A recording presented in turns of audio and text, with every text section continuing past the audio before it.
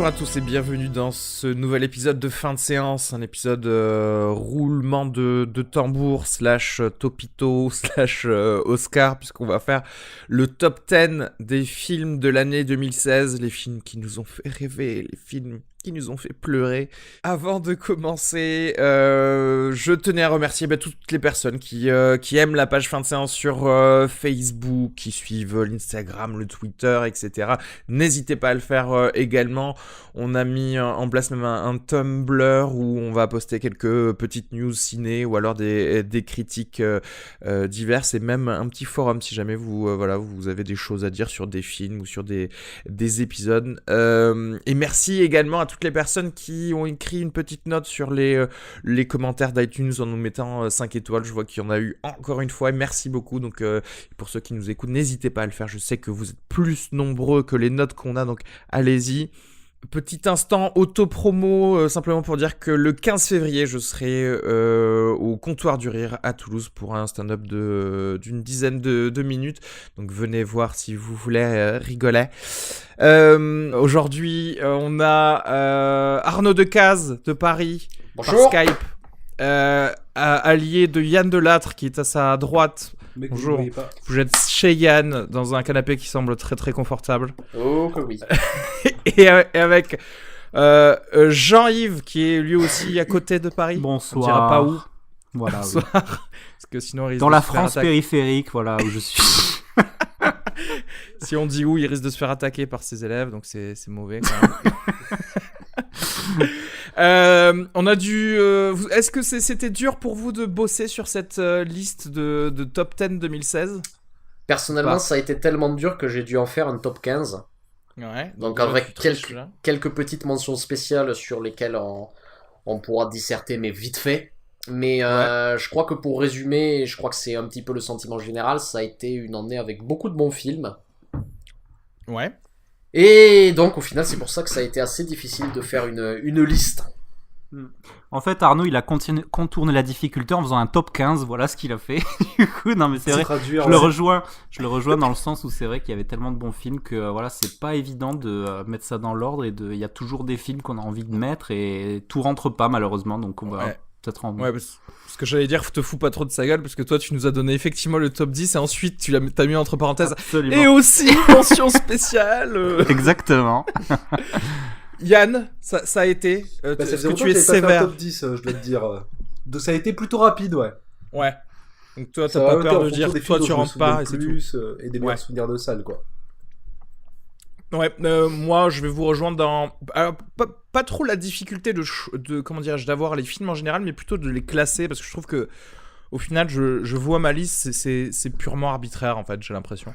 Non mais c'est vrai, non mais arbitraire dans le sens dans où l'ordre. en fait si tu me caches ma liste, je vais pas pouvoir retrouver exactement le même ordre. C'est juste pour dire ce sont les films à regarder si vous ne les avez pas vus, en tout cas pour l'année 2016. Seconde question, on va se créer un peu, on en avait parlé, notre jurisprudence, parce que c'est important parce que il était question de savoir quel film on peut faire rentrer dans le top 10 2016 parce que certains films sont notés par exemple sur IMDb 2015 parce qu'en fait ils sont sortis dans leur pays d'origine en 2015 mais ils sont sortis au ciné en 2016. Ou alors, certains films sont sortis, c'est le contraire du coup, certains films sont sortis en 2016 et peut-être qu'on a pu les voir par VOD ou voire même par Blu-ray, mais ils n'ont pas encore été distribués en France. Du coup, tu vois, je pense probablement à un de mes films que j'ai plutôt haut placé d'ailleurs, et c'est pas, tu vois. En fait, je pense du coup que t'as triché parce que là je vais être intraitable sur les règles. Il faut que ce soit sorti dans une salle de cinéma en France entre le 1er janvier 2016 et le 31 décembre 2016.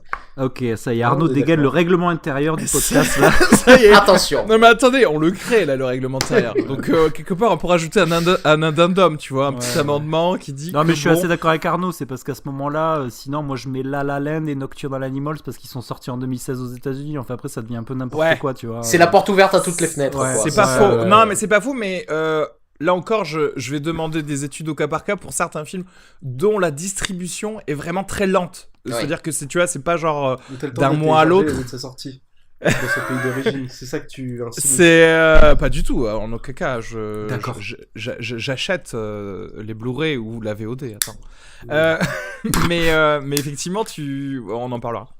On en parlera peut-être aussi assez tôt parce que il est aussi question. Enfin, moi en tout cas, j'ai mis un documentaire.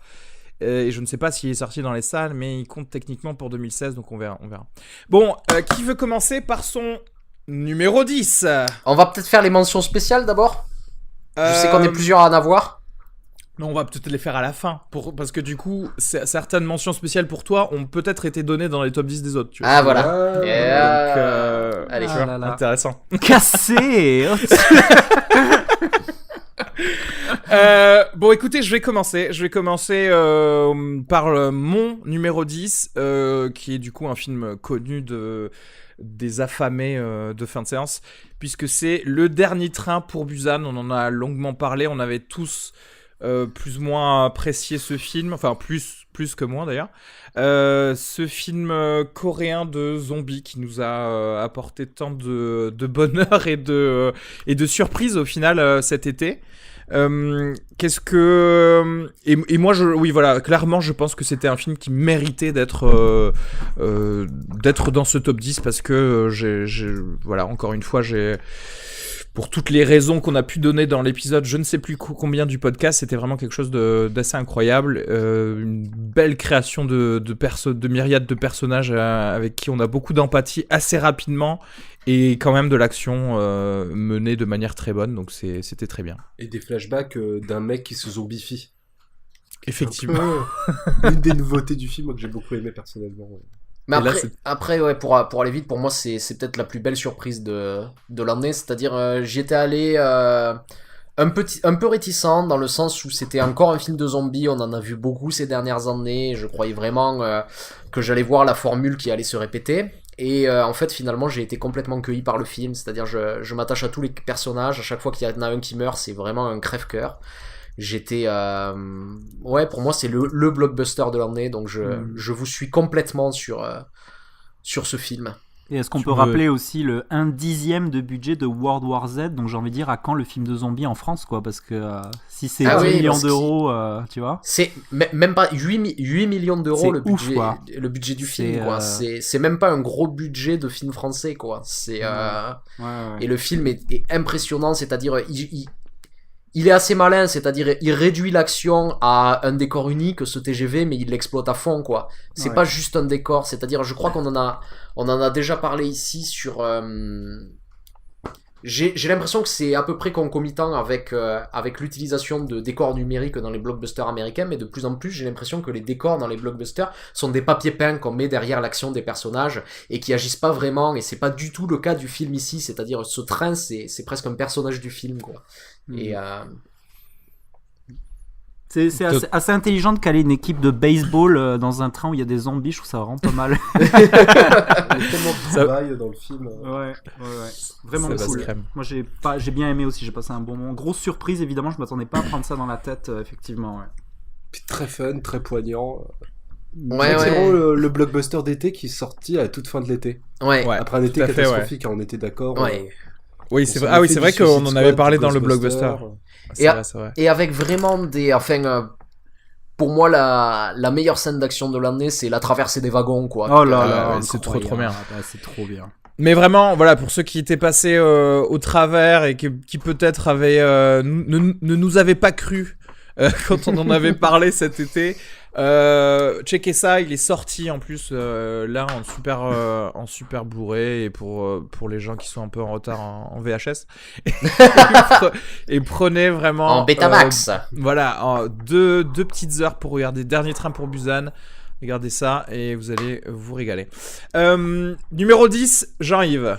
Moi, mon numéro 10, c'est The Nice Guys de Shane Black, qui m'a vendu du rêve, qui me fait passer un moment où j'ai mon truc de popcorn, où je me sens bien, où c'est frais, où je me marre, et moi, c'est vraiment le cinéma que je kiffe, quoi. Donc c'est du pur Shane Black, quoi. Donc un gros moment de cinéma, quoi. J'ai adoré.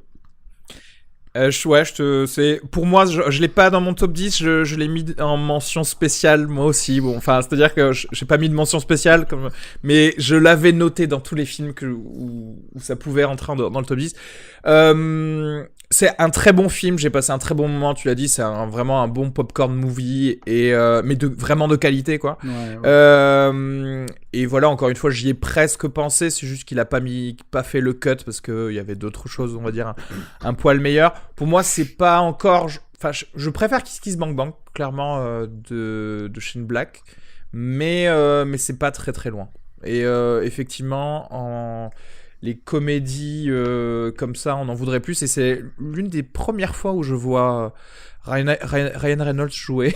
Ryan Gosling jouer un rôle. Ouais. Tu vois. Et puis depuis Drive, parce qu'avant Drive, en fait, il jouait vraiment. C'est vrai. Ouais, c'est le retour de Ryan Gosling, un personnage de composition. Moi aussi, comme toi, Reski, il est dans mes mentions. C'est-à-dire que j'ai sans doute un petit coup de cœur pour Kiss Kiss Bang Bang. Après The Nice Guys, je trouve que c'est un bel hommage à la fois à Chinatown, sous un mode beaucoup plus bouffon et complètement. Et dans le sens noble du terme. C'est un vrai buddy movie avec des scènes très drôles. Je pense notamment au moment où Ryan Gosling pète une vitre et s'ouvre le poignet. Super drôle. Il y a un bon groove. Je pense même aussi que c'est un hommage à LA Confidential avec la présence de Russell Crowe, pas Cameron qui nous a quittés, Russell Crowe dans le film. Moi aussi, c'est un petit coup de cœur vraiment. Et c'est vrai que j'ai tendance à préférer son précédent et je serais excité, moi j'aurais été très excité de voir le film se franchiser, comme ça avait été évoqué avant que les recettes soient un peu décevantes, il me semble. Après, on n'a pas les recettes sur la longueur, mais ça se prêterait vraiment à une très très cool série de détectives privés. Ça, c'est ouais, complètement. Je pense que ça pourrait faire un peu l'arme fatale chill, tu sais, en mode années 70, et ça pourrait être bien. Ça pourrait être bien, ouais. Moi, ce que j'aime beaucoup dans le film et dans tous les films de Shane Black d'une manière générale, c'est le retournement des clichés. Et je donnerai juste un exemple, mais il y a une scène d'anthologie dans le film où on les voit vraiment en mode macho man, en train de monter dans un ascenseur, dans un immeuble pour essayer de sauver la demoiselle en détresse en laissant remonter à bloc. Et lorsque la porte de l'ascenseur s'ouvre, c'est le chaos, on voit des gens en train de se tirer un peu partout dans l'ascenseur et les deux héros se regardent et appuient sur le bouton de rez-de-chaussée de l'ascenseur et redescendent sans avoir... Et il y a beaucoup de moments comme ça qui reviennent. Et aussi, mise en scène dans ce passage, c'est qu'on voit partiellement le gunfight dans le couloir. Ouais. Il rentre dans l'ascenseur et l'ascenseur en fait a des vitres, on voit les gens tomber derrière. Et c'est un vrai grand moment, il y a des moments d'élégance très très très agréable et très gratifiant pour le spectateur. Moi j'adore aussi, du coup on va parler plus que du top 1 marde. J'adore le moment où le tueur croise sa victime qui n'avait pas encore vu l'homme qui voulait l'assassiner, alors qu'il est en bagnole, elle lui fait signe. Et là il y a un plan rapproché sur le tueur qui a une expression du style c'est trop beau pour être vrai. Le film est bardé, c'est vrai que c'est un très très bon film. Et aussi moi c'est le plus gros fou rire, c'est au moment où ils font tomber le cadavre sur un banquet en fait. Ils sont tombés le cadavre de qui est le cadavre de Robert Downey Jr. d'après ce que j'ai cru comprendre. Ah ouais. Ouais, il joue le gars qui est mort et puis Ryan Gosling manque de vomir quand il le voit, c'est marrant. Et ils le prennent et ils le font tomber en mode slick et ça tombe sur un banquet genre repas à l'italienne un peu. C'est énorme. Il a sa place. Yann, à toi. Alors mon top 10 qui risque d'être un peu plus haut placé pour vous, c'est Manchester by the Sea.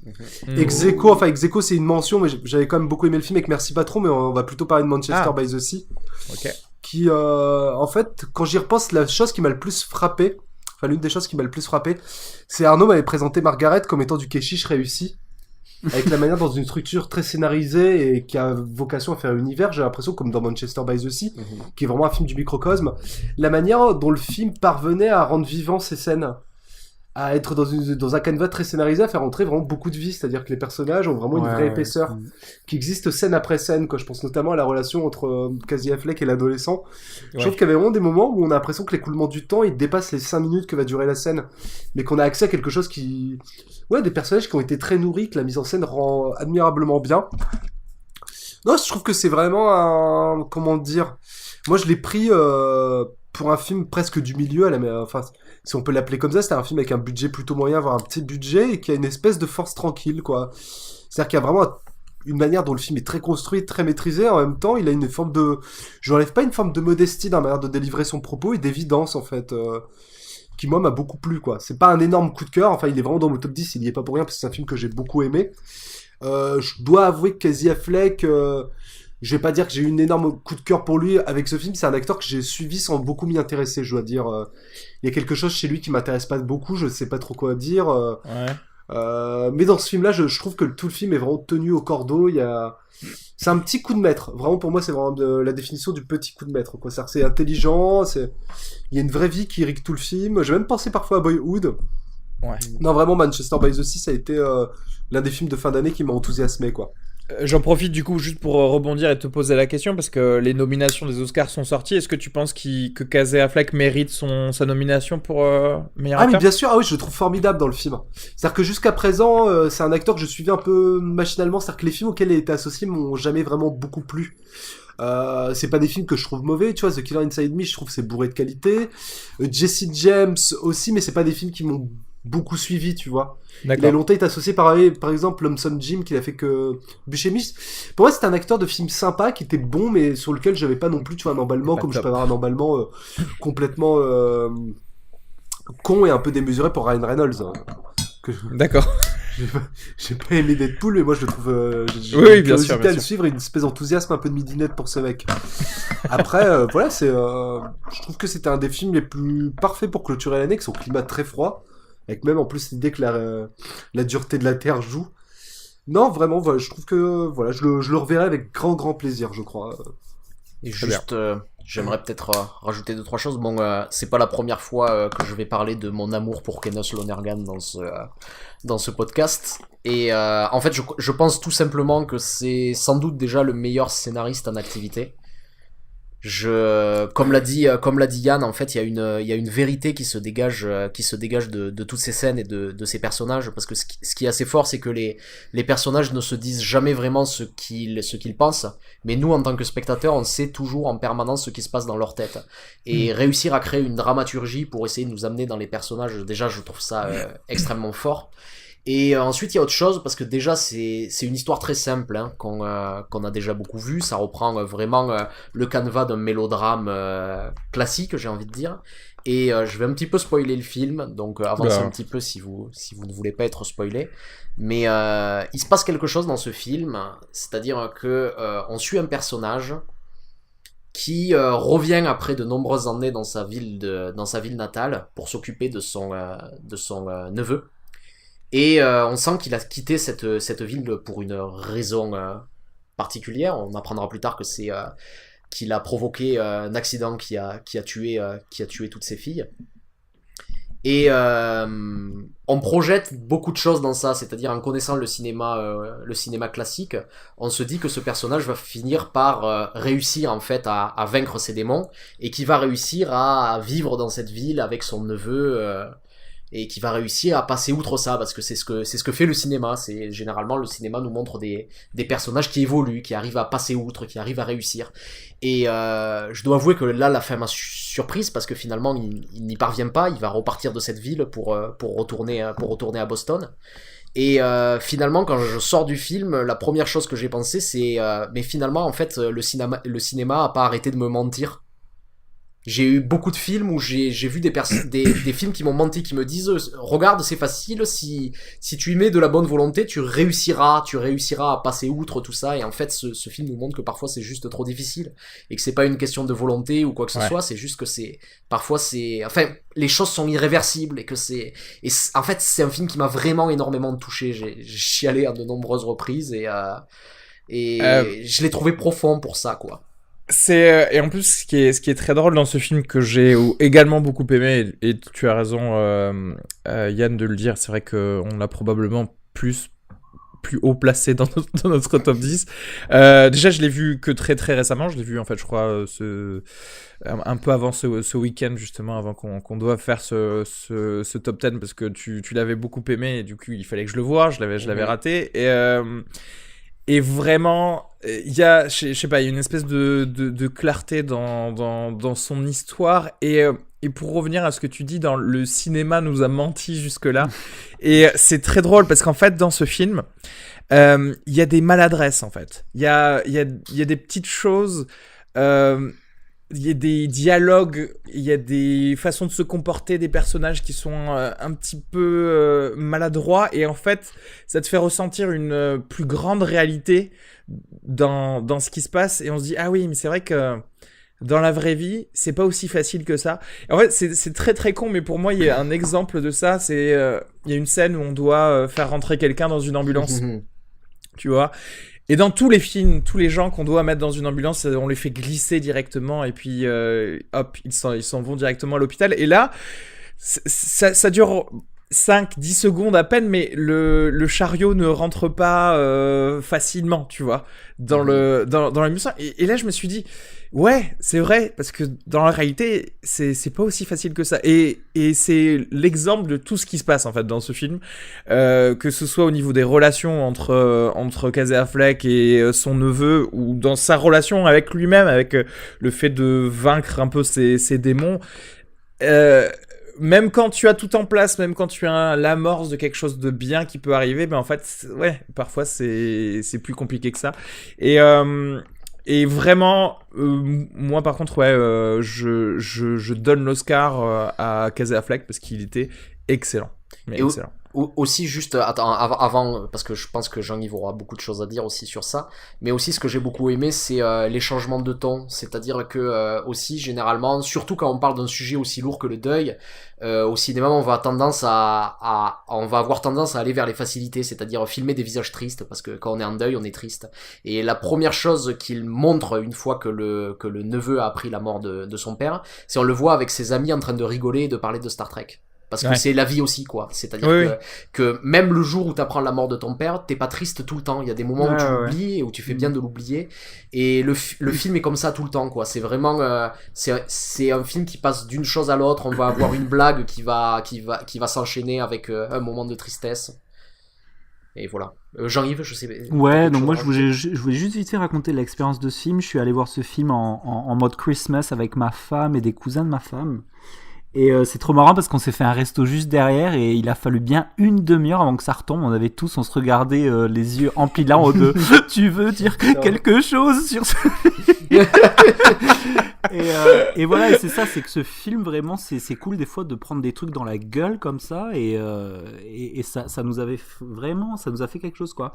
Et je voudrais juste rajouter que moi j'ai adoré le travail sur l'ellipse qui est fait et qui te met souvent dans le jugement, surtout par rapport à Casey Affleck et qui est super super cool. Et petit clin d'œil quand même à Kyle Chandler, quoi, parce qu'il n'y a pas que Casey Affleck, il y a Kyle Chandler qui est vraiment le pur paps avec qui t'as envie d'aller manger des hot dogs au match de baseball le dimanche, qui est trop c'est le meilleur grand frère paps, du monde, quoi. Ouais, le meilleur grand frère au monde, donc et puis voilà. Si on parle des acteurs, Michelle Williams qui est présente sans doute un quart d'heure, mais qui sa présence elle reste, quoi. C'est-à-dire on se souvient que d'elle quand tu sors du film, quoi. Ouais, d'ailleurs, juste pour revenir, mais c'est vrai, bon, on va arrêter là, mais cette espèce de scène où il y a effectivement un flashback entremêlé avec ce qui se passe maintenant, où en fait il se rappelle ce qui s'était passé justement le soir du drame et ce qui s'est passé par la suite dans le commissariat, etc. C'est incroyable, parce qu'en fait ça magnifie encore plus ce qui s'est passé à l'époque, parce qu'en fait tu vois ce personnage maintenant, tu vois, en parallèle, et c'est vraiment, je trouvais ça très intelligent, tout en restant comment dirais-je, vrai envers son personnage, sans forcément faire penser le spectateur à, tu sais, de la mise en scène. T'es juste pris à l'intérieur. Donc voilà, Manchester by the Sea, donc 10e pour toi. Oui, c'est ça, 10e pour toi, Yann. Ouais. Et du coup, Arnaud, ton numéro 10. Alors, mon numéro 10, il s'agit de The Strangers de Na Hong-jin. On en a déjà beaucoup parlé dans ce podcast. Et je tiens juste à redire une chose qu'on avait dit lors de l'épisode, mais ce qui est assez ahurissant, c'est un film dont on a parlé quasiment juste après avoir évoqué The Conjuring 2.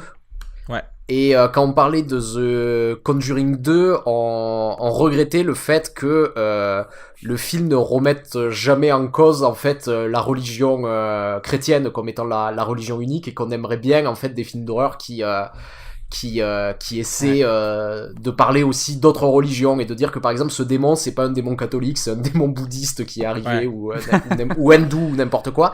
Et en fait à peine j'ai dit ça qu'une semaine plus tard sortait The Strangers qui je trouve liait très très bien comme ça les multiples religions et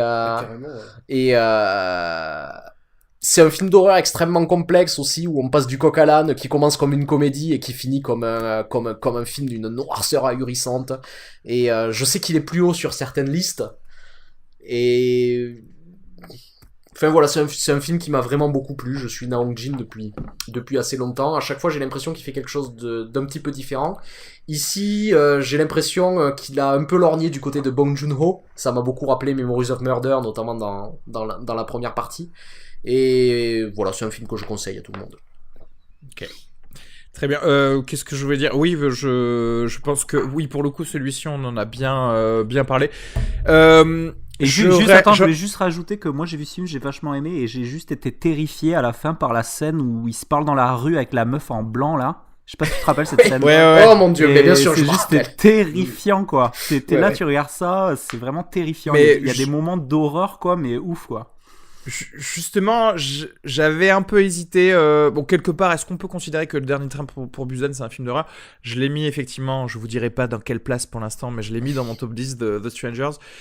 J'ai beaucoup aimé, c'est vraiment un film qui... Alors, voilà... Vous qui parliez d'autres films, notamment The Witch, et je crois que vous l'aimez tous très très bien ce film.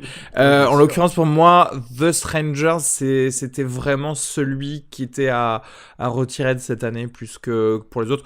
Je pense que comme film d'horreur quoi, tu veux dire. Ouais, comme film d'horreur, hein, je veux dire. Tu fais bien dans. Ouais, je crois que t'as dit tout ce qu'il fallait dire, et de toute manière, on a l'épisode qui est déjà enregistré. Je vais enchaîner avec mon numéro 9. Mon numéro 9, c'est... Qu'est-ce qui se passe ? Oui, pardon. Tu voulais non, je sais pas si certains voulaient parler aussi... Ah oui, du Strangers, oui, pardon, Yann. Non, mais on a déjà fait le tour. Moi, en effet, c'était mon top 1 et... C'est vraiment que j'ai Spoiler alert. Ah mais pourquoi en top 1 du coup, tu vois ? Parce que autant moi, c'est vrai que je dis qu'il est dans mon top 10 et que, bon, certes, il est meilleur pour moi, en tout cas, que d'autres films d'horreur, notamment The Witch. Mais pourquoi 1 ? Genre, c'est vraiment ton film, celui que tu préfères le plus pour moi, en général. Il y avait vraiment pas loin d'être une forme d'idéal de spectateur. C'est la manière dont j'ai reçu le film. Comme l'a dit Arnaud, c'est un film qui passe du coq à l'âne. Avec vraiment plus qu'une première et une deuxième partie. En effet, il y a une première partie qui est l'intro. Moi, c'est d'avoir été aussi bien conduit à travers, grâce à la mise en scène, d'avoir été aussi bien guidé dans ce film. C'est-à-dire que tous les décrochages de ton, de style, d'imagerie aussi, parce qu'il y a des moments où on lorne même presque vers une imagerie du zombie, tel qu'on a pu le voir quand on regarde le maquillage dans plutôt des films de série B italiennes. Moi, je trouve que c'est un film formidable. C'est-à-dire que moi, la scène dont parlait Jean-Yves dans la ruelle à la fin avec la dame en blanc, je suis dans le même état que le héros, c'est-à-dire que j'étais dans la capacité de trancher. Et je trouve que tout le film conduit à nous mettre vraiment dans cette position-là, et je trouve que c'est un tour de force de direction de spectateur. Et je trouve que l'ampleur, parce que les autres films de ce réalisateur que j'adore vraiment, j'aime plus d'ailleurs The Chaser que The Murderer, mais c'est vraiment pinaillé quoi, c'est des films que j'aime beaucoup. Je trouve que ça m'a fait plaisir de le voir se confronter à autant d'ampleur narrative, de voir parce que c'est des films très unis. The Chaser, il y a l'humour comme dans tous ces films, mais je trouve que celui-là c'est vraiment le passage à... C'est pas en termes qualitatifs que je dirais ça, qui passe à notre braquet, mais j'étais très content de le voir faire un film d'horreur épique presque, tout en étant ultra intimiste, ce qui rend la conclusion déchirante et violente. Mais c'est vrai que là, effectivement, dans celui-ci, il a plus pu développer pas mal de personnages et l'entourage du personnage, ce qui est pas forcément le cas dans d'autres de ces qui sont plus secs, films, plus à l'os. Mais en même temps, c'est vrai que oui, ça le sert bien parce que forcément, étant donné le milieu et la fin du film, tu avais besoin d'avoir, d'avoir cet investissement émotionnel et ce personnage et ce qu'il aime dans sa vie, en fait, tout simplement. Merci. Voilà. Très bien. Du coup, bon, The Strangers, donc voilà, ça aussi, il faut le regarder. Je suis en train de me dire, parce que je regarde rapidement ma liste, s'il y a quelqu'un qui écoute ce podcast et qui a genre pas vu ne serait-ce que 5 films de tout ce dont on parle, il va se régaler, quoi. C'est-à-dire qu'il a genre 5 titres de films à regarder qui vont être géniaux, quoi. C'est vrai. Moi, mon numéro 9, c'est Les 8 salopards de Quentin Tarantino, sorti très tôt dans l'année, genre le 9 janvier, un truc comme ça. Quoi dire maintenant, il y a presque qu'à dire, c'est un Tarantino, tout simplement. Superbe huis clos, qui est une sorte de... comment dire, c'est une sorte de Reservoir Dogs, mais au 19e siècle. Et avec tellement de dialogues savoureux et des tensions qui se créent absolument incroyables, une maîtrise parfaite des références des westerns, comme d'habitude de toute façon avec Tarantino. Des thèmes abordés par contre qui peuvent sortir un petit peu de la légèreté de ce dont on a l'habitude avec les premiers Tarantino. C'est un film peut-être un peu clivant parce que justement les gens n'ont pas trop l'habitude des huis clos ou alors n'en sont pas forcément fans. Il y a pas mal de longs monologues, j'allais dire. Moi, je suis tout à fait client de ce qui se passe, tout à fait client de chacun des personnages qu'il a pu créer. Donc voilà, numéro 9 pour moi. Est-ce que vous voulez rajouter quelque chose ? Est-ce que vous l'avez d'ailleurs dans votre... Non, on le dit pas. Ouais, moi aussi. Alors, ouais, moi je l'ai aussi. Ouais. Peut-être ouais, j'aimerais rajouter quelque chose. C'est un film que j'ai vraiment beaucoup aimé moi. Et en fait, s'il y a une chose que j'aimerais dire sur ce film, c'est j'ai l'impression que ça fait 2-3 films que Quentin Tarantino essaie d'aborder des nouveaux sujets. C'est-à-dire que jusqu'à maintenant, il abordait beaucoup le cinéma, il abordait aussi des sujets un peu personnel et intimiste, et puis à partir de Inglourious Bastard, j'ai l'impression qu'il a essayé de commencer à vouloir parler de l'histoire et de la politique. Et si ces sujets, je les trouvais, même si c'est des films que j'aime bien, je les trouvais pas forcément super bien traités dans Inglourious Bastard et dans Django Unchained, c'est-à-dire que j'avais l'impression que c'était pas d'un degré de réflexion très haut à ce niveau-là, et j'ai l'impression que dans Les 8 salopards, par contre, c'est son film le plus politique et que c'est assez abouti en fait. C'est-à-dire que cette manière qu'il a dans ce huis clos de représenter en fait les États-Unis tout entiers, avec le Nord et le Sud, les différences politiques qui peuvent exister, les Blancs et les Noirs, les Mexicains, les étrangers, etc., etc. J'ai l'impression que le constat est très noir, que finalement cette petite société finit par s'entretuer. Mais ce qui était assez beau. Et ce que je retiendrai du film, c'est que finalement la seule chose qui unit tous ces gens, tous ces Américains, c'est la fiction. Et il y a une très très belle scène à la fin du film. Bon, je vais spoiler là à nouveau. Il y a toute une histoire qui parcourt le film sur une lettre que Lincoln aurait écrite au personnage de Samuel L. Jackson. La lettre de Lincoln, incroyable. Et ce qui se passe, c'est que il a le respect des blancs grâce à cette lettre, parce que tout le monde, enfin en tout cas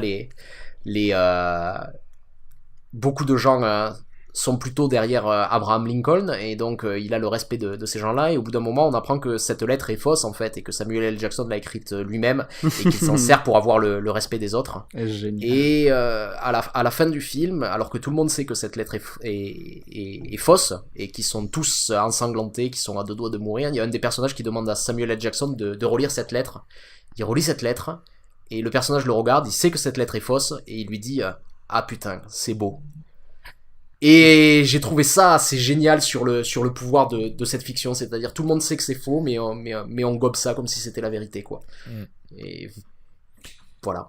C'est une belle réflexion aussi sur, oui, j'allais dire le rêve américain, parce que dans la fiction et dans l'esprit, tout le monde a la même chance en fait, tu vois. Mais dès que tu rentres dans la réalité, c'est là que tu vois que quand t'es noir, t'es vraiment dans la merde aux États-Unis. Non, et puis c'est assez vrai ce que disait Arnaud, et c'est d'ailleurs quelque chose de très théâtral, hein, ce qu'il arrive à faire, à représenter beaucoup avec si peu. Et d'ailleurs, il a toujours maintenu qu'après ces 10 films, il passerait au théâtre, et du coup, t'as ces planches qui craquent du ranch là, ça présage bien ça, quoi. Il a vraiment cette maîtrise du storytelling, à te tenir pendant 3 heures, je crois, genre 2h45. Ouais, 3h07, c'est vraiment admirable d'avoir des gens aussi talentueux, et c'est super pro en fait. C'est ça qui est cool aussi avec Tarantino, c'est que tu as un truc qui t'est proposé et tu peux être quasiment sûr que tu seras pas déçu, quoi. Moi, c'est mon ressenti.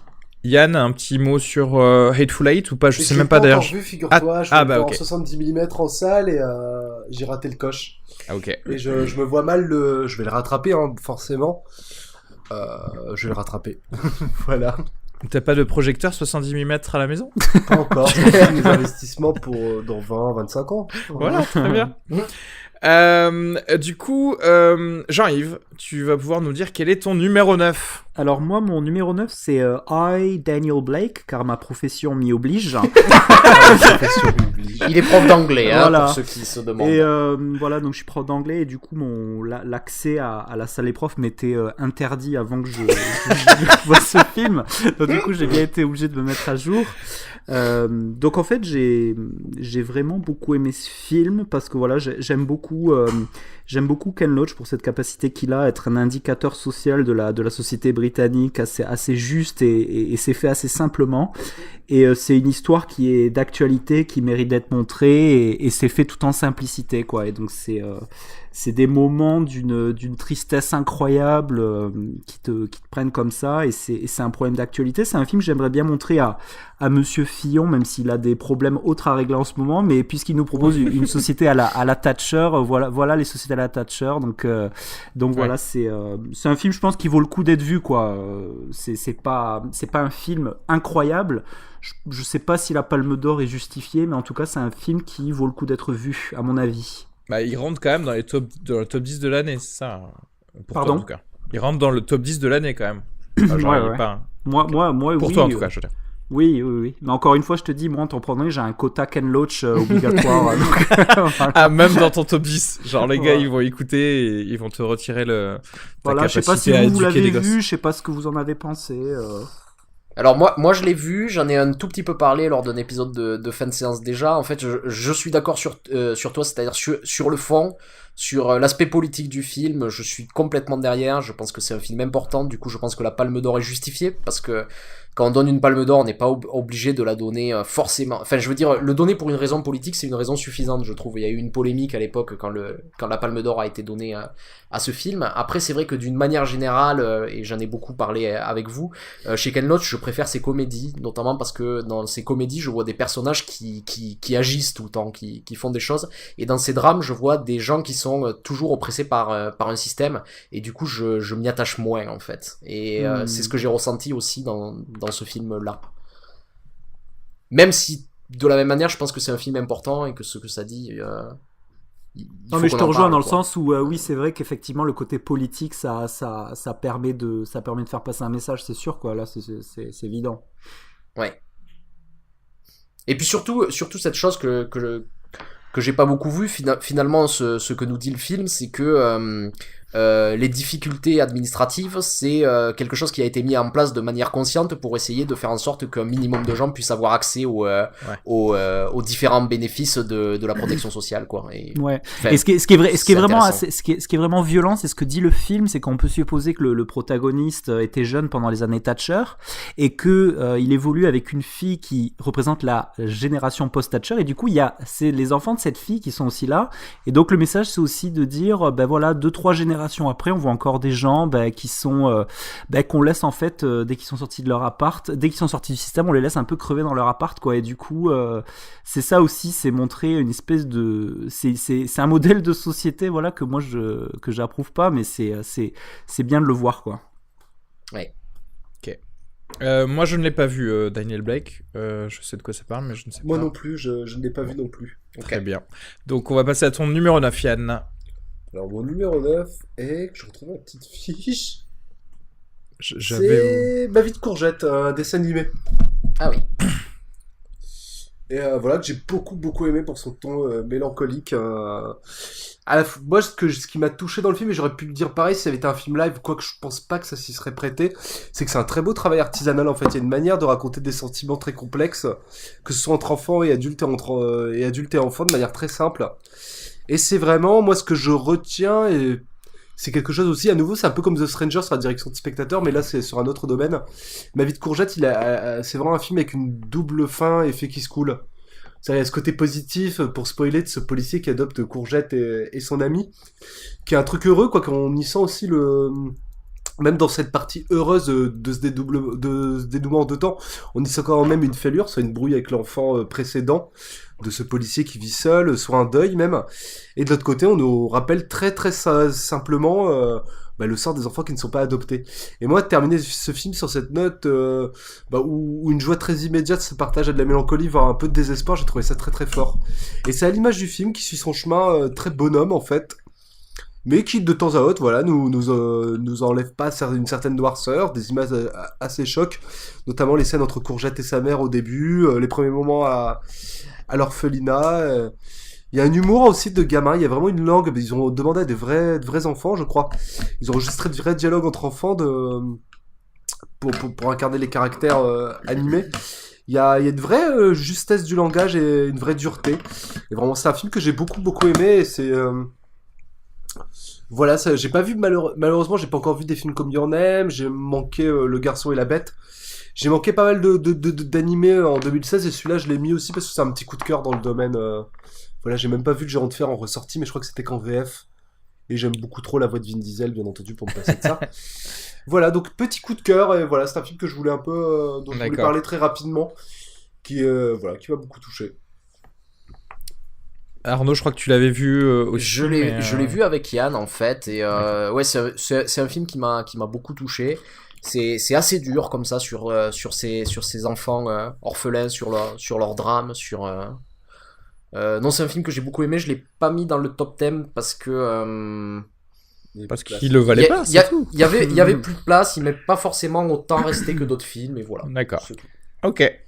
Arnaud, du coup, number 9.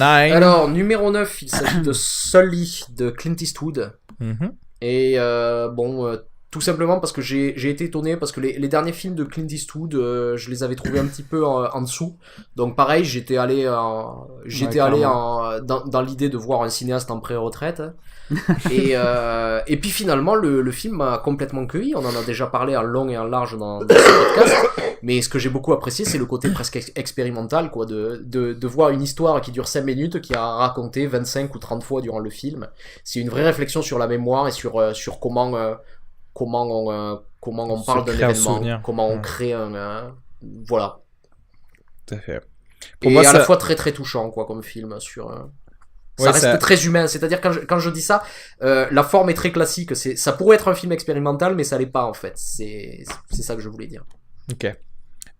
Pour moi, c'était dans mes mentions spéciales. Voilà, c'est-à-dire qu'encore une fois, les mentions spéciales, c'est les titres de films sur lesquels il n'y a pas de numéro dans ma liste. et donc effectivement, Sully, grande surprise, parce qu'on voilà, clairement, on peut très bien se dire comment faire un film de ça. Bon, c'est une anecdote, un fait divers, rien de plus. Et au final, ça humanise beaucoup ce qu'on pourrait considérer comme, tu sais, les héros qui prennent leur quart d'heure de gloire et se dire qu'au final, bah oui, il y a des personnes qui recherchent pas forcément ça, mais qui l'ont peut-être mérité. Donc voilà.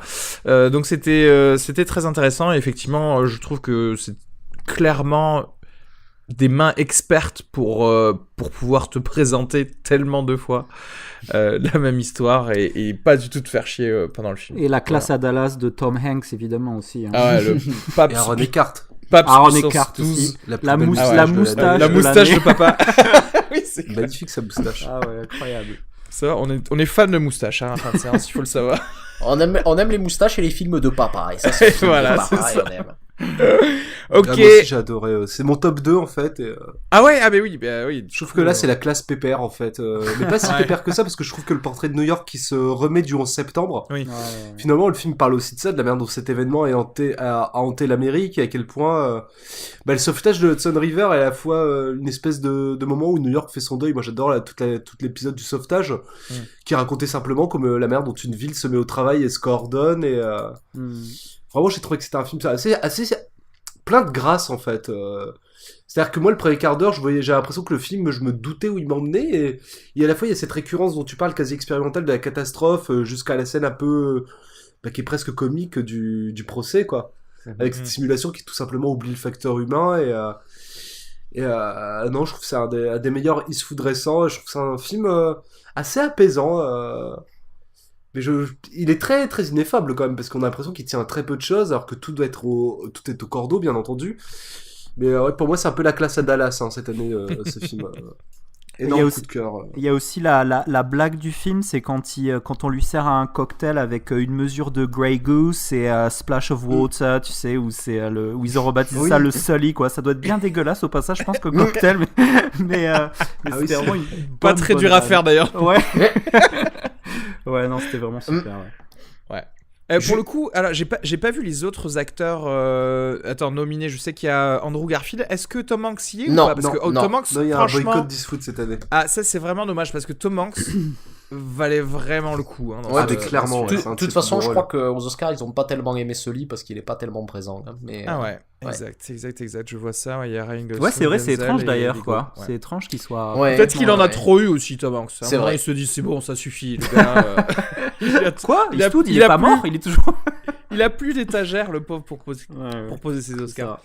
Numéro 8. Mon numéro 8, et c'est là qu'on va rentrer on va se poser des questions par rapport au règlement intérieur. Parce que voilà, ce qui se passe, c'est que il y a un documentaire que j'ai beaucoup aimé qui s'appelle 13th, que j'ai vu sur Netflix. On va en parler.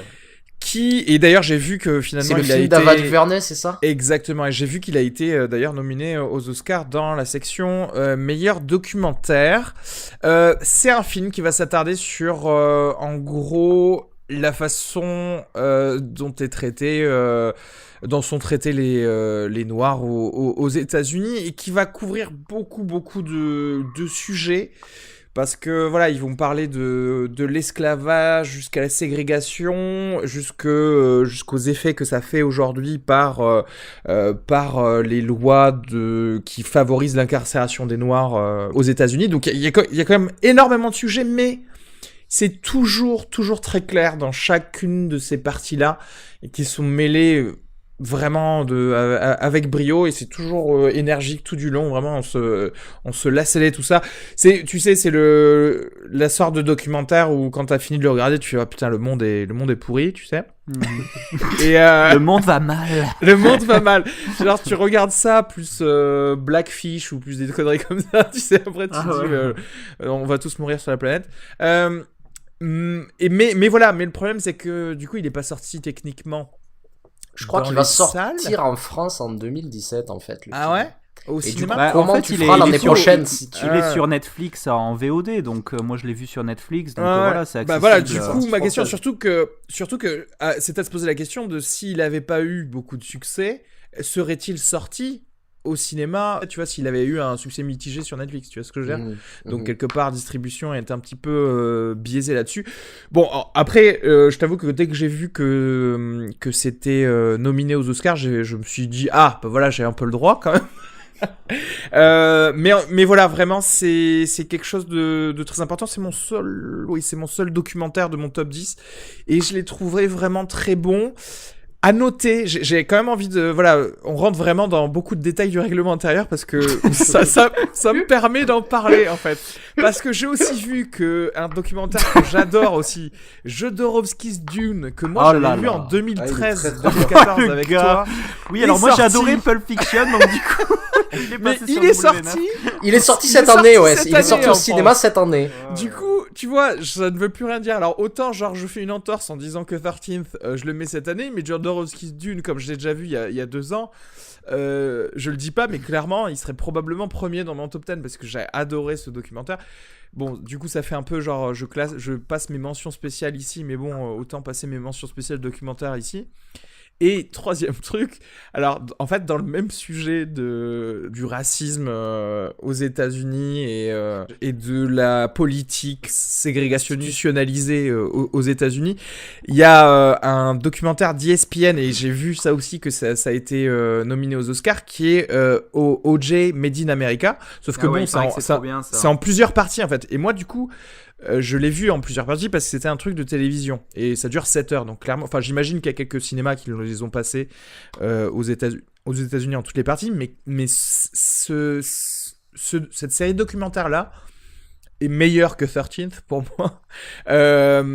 Pour ceux qui avaient vu la série American Crime Story, qui reprenait mais en mode fictionnalisé le procès d'O.J. Simpson, c'est à peu près pareil, sauf que là, comme c'est un documentaire ESPN, c'est une chaîne de sport. Ça reprend également un petit peu de la vie de O.J. Simpson. Et c'est très intéressant de voir à quel point cette personne est une icône, parce que nous, voilà, en France, on est un peu loin et du football américain, et maintenant on est un peu jeune pour se dire O.J. Simpson c'est quelqu'un, mais il faut se mettre à la place des Américains à l'époque. C'est comme si Zidane avait tué 3 personnes, en fait, tu vois. Et du coup, en fait, ça change un petit peu ta perception des choses sur, bien sûr, tout le fond de rednecking, etc. Bon, je le mets pas, mais j'en ai profité juste pour en parler parce que c'était un documentaire et qu'il était nommé aux Oscars. Et ça aussi, ça vaut vachement le coup. Voilà, écoute, moi j'ai vu le 13e aussi, et c'était vraiment cool parce que déjà t'apprends 2 choses. Un, que à partir du moment où le système carcéral américain est complètement privatisé, voilà quoi. Ouais. Et aussi que tu sais, c'est la merde, hein. Et ben voilà, c'est la merde. Qu'est-ce que voulait dire Jean-Yves? et surtout qu'à partir du moment où Reagan était au pouvoir et qu'il a décidé de faire la guerre au crack, drogue complètement associée à la communauté afro-américaine et pas la cocaïne qui était la drogue de Patrick Bateman à Manhattan, ben voilà, et même juste, c'est hallucinant. Voilà, et même juste avant où pour le coup c'était pas enfin c'était Nixon qui avait commencé à vouloir cibler les noirs et les hippies, tu vois. Ouais. Non, mais avec la guerre contre il est vraiment terrifiant et ça fait vraiment flipper. Enfin, c'est terrifiant si tu n'as pas assez d'argent pour investir dans les prisons. Parce que si c'est un très bon investissement, par contre, en tant qu'actionnaire, quelque part. Ouais. Voilà, mais c'est vraiment à voir pour moi. Voilà, c'est mon numéro 8. Jean-Yves, ton numéro 8. Alors moi, mon numéro 8 est un film qui va peut-être faire débat parce que c'est un film allemand qui s'appelle Toni Erdmann. Alors ce qu'il faut préciser, c'est que moi je l'ai vu 6 mois après tout le monde, donc j'ai pas subi la survente de la réception critique et que c'était soi-disant un chef-d'œuvre et tout. Moi je l'ai vu vraiment de façon complètement anodine, quoi. Et j'ai adoré en fait ce que ça essaie de capter.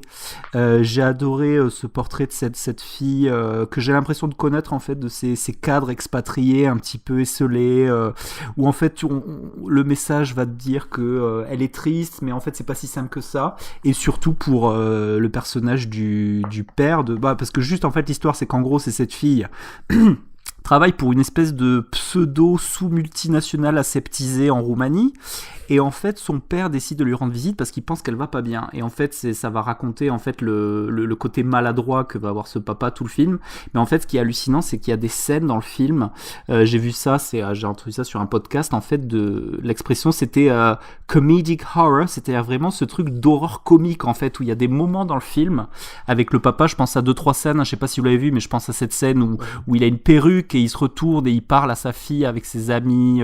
Je pense à une espèce de brunch birthday party à poil complètement voilà, donc un film qui m'a fait quelque chose et que j'ai adoré. Voilà.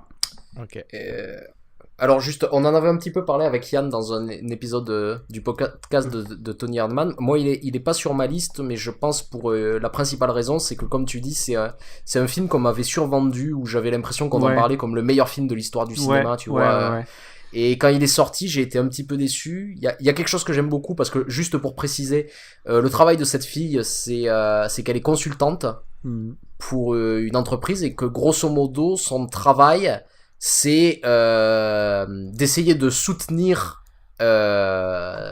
des gens qui veulent externaliser et donc virer énormément de gens dans leur compagnie, et d'appuyer leurs décisions avec des chiffres pour essayer de prouver aux actionnaires et à tout le monde qu'il n'y avait pas d'autre solution que de virer des gens et pour continuer à faire vivre cette entreprise, ce qui est hautement discutable.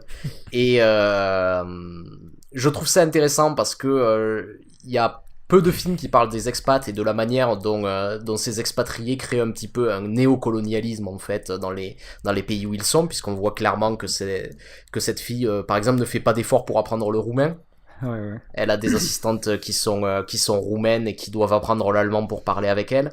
Enfin, il y a des situations comme ça qui sont et s'il y a un petit truc qui m'a gêné dans ce film, c'est que finalement on essaie de me montrer, de me faire avoir de la sympathie pour ce personnage, et de me faire dire que mais regarde, elle est au fond d'elle, elle a son petit cœur qui est brisé à force de virer des gens et de détruire la vie de tout le monde autour d'elle. Et Et en fait, c'est quelque chose que je trouve peut-être un peu difficile, tu vois. Et juste, j'y pense, et alors c'est marrant parce que justement, c'est pour ça que il y a quand même des moments d'une tristesse sans nom, notamment justement, en fait, à la fin, elle fait un brunch pour son anniversaire auquel personne se pointe parce qu'effectivement, elle a pas vraiment d'amis, juste 3 collègues, quoi.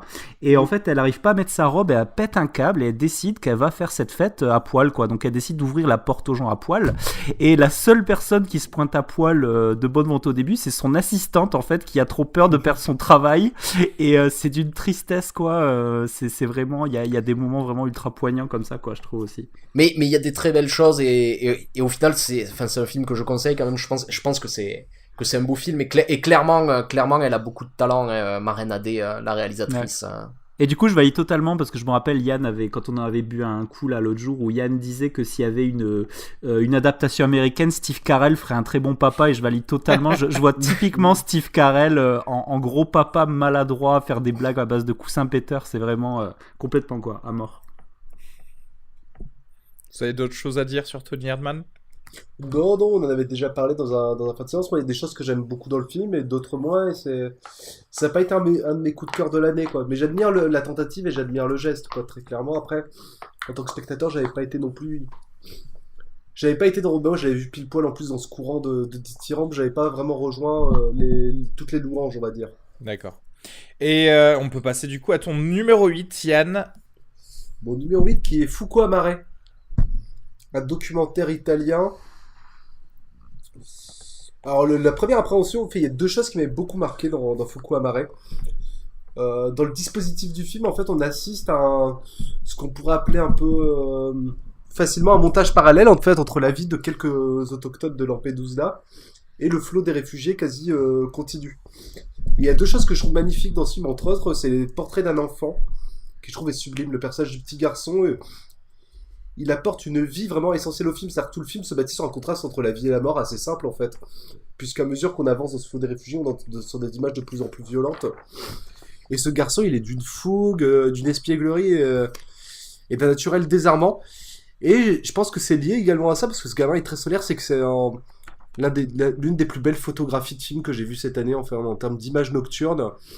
Ça m'a quasiment rappelé du Grain 35, quoi. J'avais pas vu des nuits aussi belles au cinéma, ni une atmosphère de nuit aussi à la fois très noire, c'est-à-dire les scènes en mer avec les patrouilles, tout ce qui est la localisation des réfugiés, on est dans un imaginaire presque de film de guerre, ou du moins de thriller, quoi. C'est du noirceur.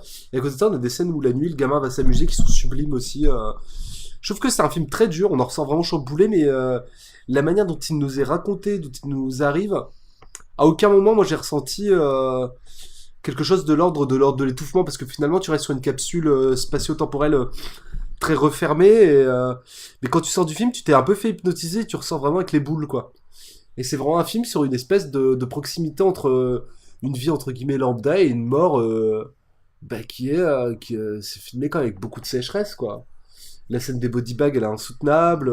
La scène du médecin qui évoque l'échographie de cette réfugiée est superbe. En fait, il y a un film de personnages, et en même temps, à côté de ça, il y a une espèce de masse. C'est un peu ce qu'on a pu reprocher au film, c'est de pas individualiser les réfugiés. Sauf qu'il n'a pas eu accès à leurs paroles. Et à côté de ça, t'as le portrait d'une masse qui meurt, quoi, au compte-gouttes. Donc voilà, moi j'ai trouvé que c'était un film très très puissant. Mais c'est vrai qu'il s'est déjà exprimé, c'est ce qui se dégage du film, c'est-à-dire on a des portraits de personnages des Italiens qui habitent à Lampedusa. Et on n'a pas forcément ces mêmes portraits des réfugiés. Comme il disait, c'était juste qu'il n'a pas pu les approcher en fait. Ils étaient tout de suite pris en charge par les autorités. Et en fait, il y a quand même un très très beau moment sur ces immigrés. Il y a un groupe qu'il a pu approcher de Nigériens et il les filme en train de faire un slam où ils racontent leur traversée de l'Afrique jusqu'à Lampedusa. Et je trouve ça très très poignant. C'est très beau et très poignant ce moment de chant comme ça, tu sais, où ils racontent leur histoire. Ouais, mais le film est rempli de petites fulgurances émotionnelles comme ça et qui sont pas du tout tire-larme. Non. Et ça, je pense que l'émotion vient aussi en complément, c'est-à-dire que ça, c'est un très beau moment du film, et c'est aussi, par exemple, la scène du médecin, c'est un très beau moment aussi, quoi. Ouais, il y a une scène où le médecin explique à quel point il s'habituera jamais à la mort, en fait. Et de les voir, et ce qui est marrant, c'est, on voit d'abord une scène où il y a le médecin, comme ça, qui dit que il s'habituera jamais à voir ces cadavres, qui sortent des bateaux, et il doit aller constater leur mort. Et plus tard dans le film, il y a une scène d'un sauvetage d'un bateau, et la caméra finit par rentrer dans la cale de ce bateau et voir l'empilement de cadavres, quoi, la quarantaine de cadavres qu'il y a dans ce truc, et c'est vrai que c'est un moment assez insoutenable. Et puis comme le dit Yann, le portrait de ce gamin aussi est assez ahurissant, un gamin qui se met à avoir des responsabilités et à s'en rendre compte. Il y a presque une métaphore par rapport au spectateur qui regarde le film. Ouais, c'est vrai, sur c'est juste ce que tu dis. Tu l'avais vu, Jean-Yves, ou... Pas du tout, mais j'en ai entendu parler et j'aimerais bien le voir, effectivement, ouais. D'accord. Ouais, effectivement, vous donnez moyennement envie, mais... mais ok, très bien. Du coup, c'était ton numéro 8, Yann. On va pouvoir passer au numéro 8 d'Arnaud. Attention, je crois que petite controverse. Mon numéro 8, c'est The Neon Demon de Nicolas Winding Refn. Et on en avait parlé dans ce podcast. Moi-même, j'avais évoqué des défauts de ce film. Je pense d'ailleurs toujours que ce film a des défauts, qu'il n'est pas parfait. Mais en fait, c'est un film qui m'est resté depuis que je l'ai vu. J'y repense assez régulièrement. Donc je crois que je l'ai réévalué. Et malgré tous ces défauts, en fait, ce que ça raconte comme ça du monde du show business, du monde de la mode, de notre société. Enfin, il y a quelque chose qui est resté. Je trouve que c'est une très très belle tentative d'essayer de parler de ça. Il y a beaucoup de films qui ont essayé de parler de la même chose et qui s'y sont cassés les dents, et je trouve qu'il y a des moments de grâce absolue dans le film, et c'est pour ça que je l'ai mis sur ma liste. D'accord, très bien. Alors moi, je vais pas spécialement plus en parler parce que je ne l'ai pas mis sur ma liste, mais je l'ai dit sincèrement tout à l'heure, c'est probablement un film que je noterai dans mon top 10 2016, mais dans 2 ou 3 ans. parce que c'est vrai que voilà, si on lui donne un truc, c'est que par contre, il y a des images qui te restent en tête, que tu le veuilles ou non. Quel que soit le... Jean-Yves, je me tourne vers toi parce que forcément... Moi j'ai adoré et j'avais eu la discussion avec Arnaud, et moi je suis convaincu que de la même façon que Mulholland Drive ça déclenche des passions cinéphiles à nous lycéens, ce film peut déclencher peut révéler des passions d'aller au cinéma et de prendre des images dans la tête comme ça. Et effectivement, comme Arnaud, je pense que même s'il est pas parfait, c'est quand même une expérience en fait où voilà, tu sors de là et tu l'as pris dans la tête, et ça reste en toi. Et visuellement, je pense qu'il a un talent fou, et effectivement, je pense qu'il y a beaucoup de gens doivent être envieux de cette capacité à capter les choses avec folie comme lui, quoi. D'accord. Yann, Neon Demon, un ou deux mots, tu l'as pas mis dans ton top 10, mais... Non, on en avait déjà parlé, moi c'est... La seule fois que j'y repensé cette année, c'est un peu paradoxal, mais pas tant que ça, parce que c'est un autre film plutôt fétichiste. C'est quand je suis sorti assez enthousiaste de Mademoiselle, en fait, dont je parlerai plus tard, parce qu'il est assez bien placé. Et pour moi, Mademoiselle, il y avait aussi la même sophistication d'auteur au service Donc pour moi, c'était la différence vraiment avec Neon Demon, c'est que c'était pas un film fétichiste, c'était un film sur le fétichisme, quoi. Ouais. Et je crois que aussi ce qui m'a le plus emballé, mais je reviendrai dessus sur Mademoiselle, c'est que c'est raconté avec tellement d'espièglerie, un esprit de sérieux très contrebalancé par une espèce de folie. Il y a une partie de moi qui considère Mademoiselle, outre justement c'est le dispositif du film qui est une espèce de... On nous vend une intrigue de machination qui en plus se tisse sur les deux parties du film, et dont on en apprend un peu plus partie après partie. Et en fait, alors que l'enjeu, et je crois que c'est le cœur du film, c'est une histoire d'amour entre deux petites gouines qui sont hyper contentes de ce qu'il fait, et qui sont très adolescentes. Donc moi j'étais quitte à prendre un autre film féminin, moi c'est Mademoiselle, quoi. C'est ce côté un peu espiègle, un peu foufou, mis en scène par un mec qui dans la manière dont il déploie son talent est capable de beaucoup, je trouve, d'autodérision, dans la manière de trivialiser des moments où il te fait monter la sauce à un degré de sensualité énorme, genre la scène du bain, et d'un seul coup il te fait redescendre ça avec un détail un peu graveleux, un peu trivial, et voilà. C'est-à-dire que moi Neon Demon il existe encore dans la mémoire à travers Mademoiselle, quoi.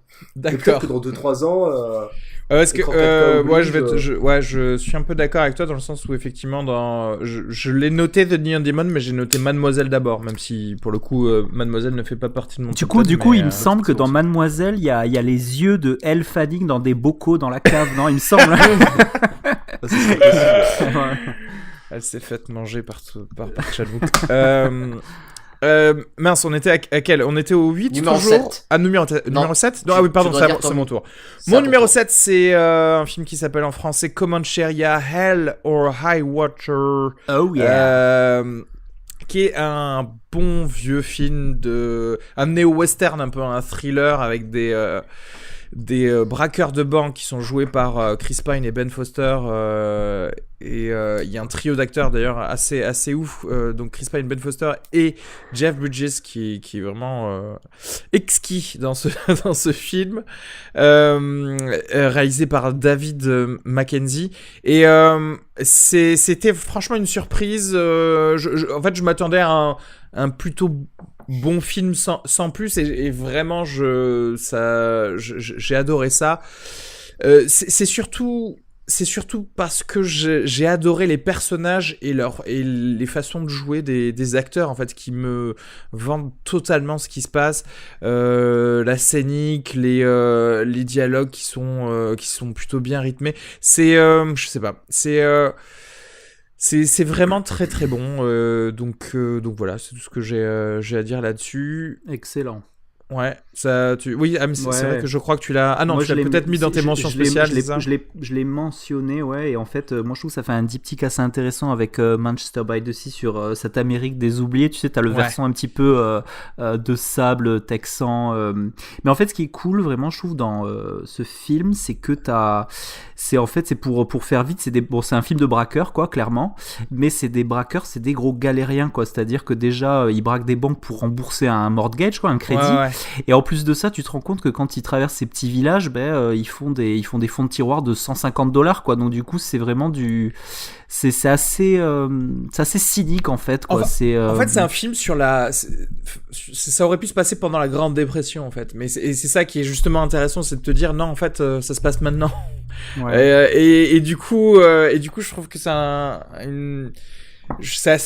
assez pour revenir à ce que je disais dans les documentaires où t'as envie de te tirer une balle, c'est aussi un peu un film où tu dis ouais, il y a sûrement là actuellement des braqueurs qui gagnent $75 pour pouvoir rembourser des trucs, il y a quand même des moments assez fous aussi, et je pense notamment à ce moment où en fait ils braquent une énième banque, et là d'un coup en fait se mettent à surgir les habitants de la ville, en fait. Donc c'est une espèce de côté milice, en fait, où les gens vont se mettre à faire justice eux-mêmes, un espèce de sursaut révolutionnaire un peu, et aussi le truc assez intéressant sur les Indiens, je pense que ça vient de là le titre Comancheria, en fait, puisque le titre original c'est Hell or High Water, un truc qui n'a rien à voir, en fait, mais le nouveau titre a le mérite, en fait, de mettre cette problématique des Indiens, en fait, puisqu'il y a un personnage de flic qui est clairement d'origine indienne, et il y a un petit clin d'œil pas mal, d'ailleurs, ça m'a fait penser à The Killing, à Reski, où il y a une scène dans le casino, en fait, où en fait c'est le seul endroit où les Indiens sont encore rois en Amérique. Parce que tu rentres pas dans et ça c'est cool, en fait. Il y a plein de. Alors c'est un outsider, puisque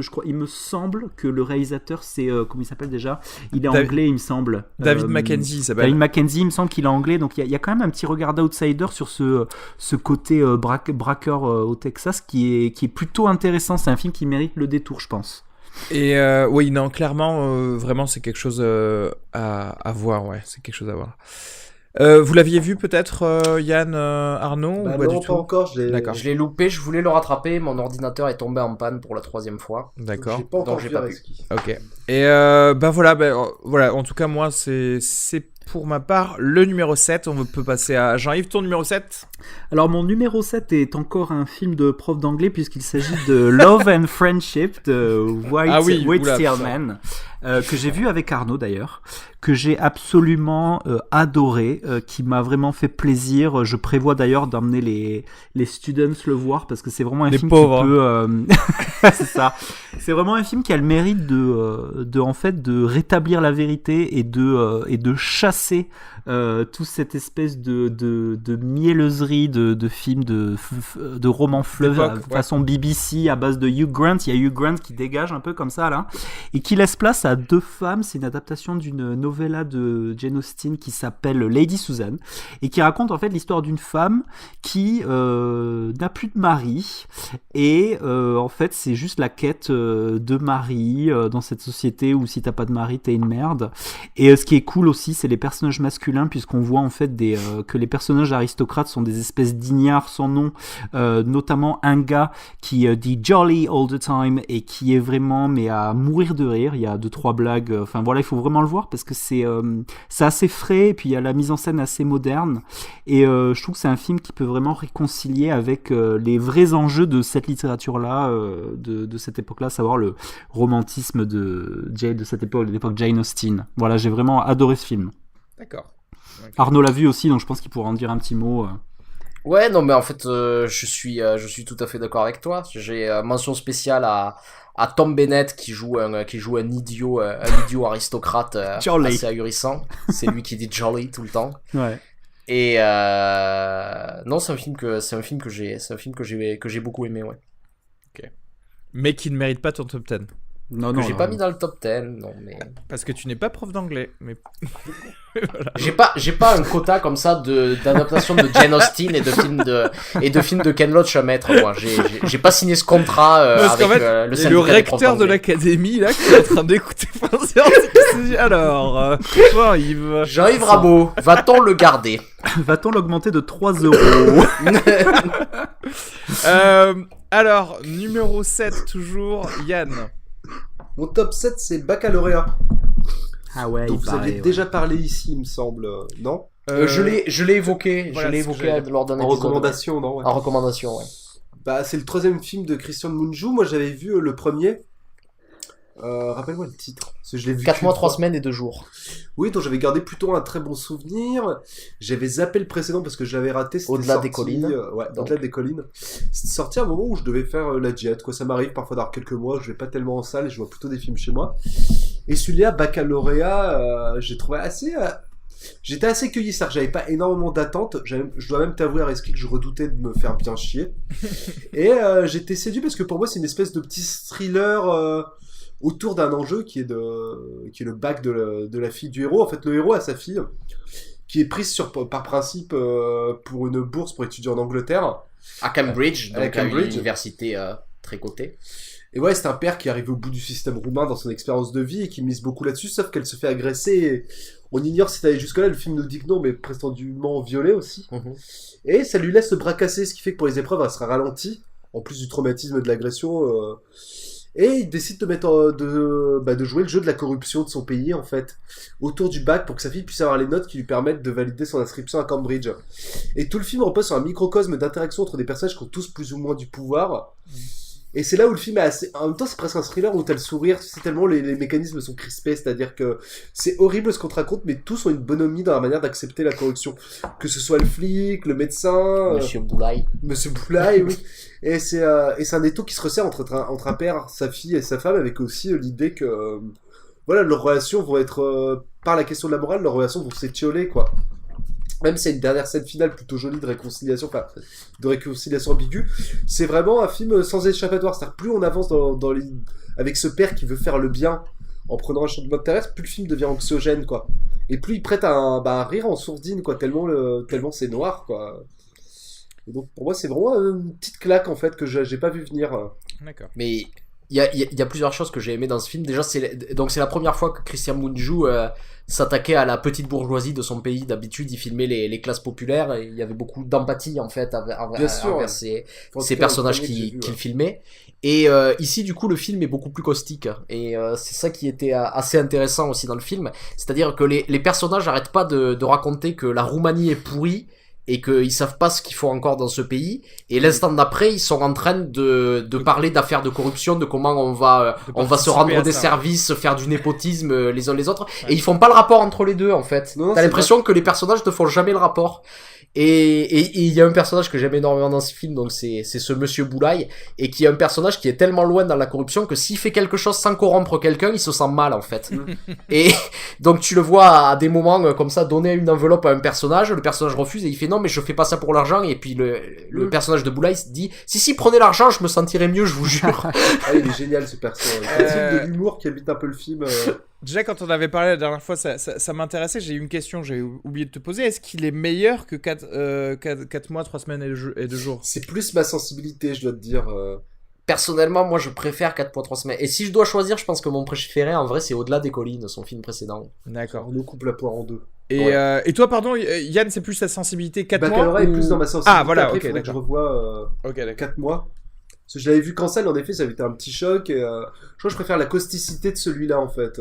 Ok, d'accord, donc c'était plus le ton que tu appréciais plus. On va pouvoir passer à toi, Arnaud, ton numéro 7. Bah du coup, mon numéro 7, c'est Mademoiselle de Park Chan-wook. Ah. Et pour une raison simple, je crois que c'est le film le plus ludique que j'ai vu de cette année. C'est un film qui parle de cinéma et qui nous prouve définitivement que Park Chan-wook est l'héritier d'Alfred Hitchcock. Et ce que j'aime énormément, c'est qu'il joue vraiment avec cette mise en scène. C'est un film en plusieurs parties. Je vais essayer de pas trop le spoiler parce que c'est quand même un plaisir de découvrir ce film. Mais il y a des scènes qu'on va revoir plusieurs fois, et la seule chose qui change dans la manière dont on va le voir les autres fois, c'est que la caméra a changé de place, et quand la caméra change de place, en fait, ça modifie complètement la vision qu'on peut avoir de la scène. On découvre de nouvelles informations, on le voit différemment, et il joue comme ça, il essaie de nous raconter ce que c'est la manipulation au cinéma, en fait. C'est d'abord il nous manipule, puis il nous montre les ficelles de cette manipulation pour nous montrer que ces ficelles de la manipulation sont aussi une nouvelle manipulation, et c'est un film à tiroir comme ça qui joue énormément avec ça. Et voilà, je crois que c'est une très jolie histoire d'amour, c'est très drôle. Ouais.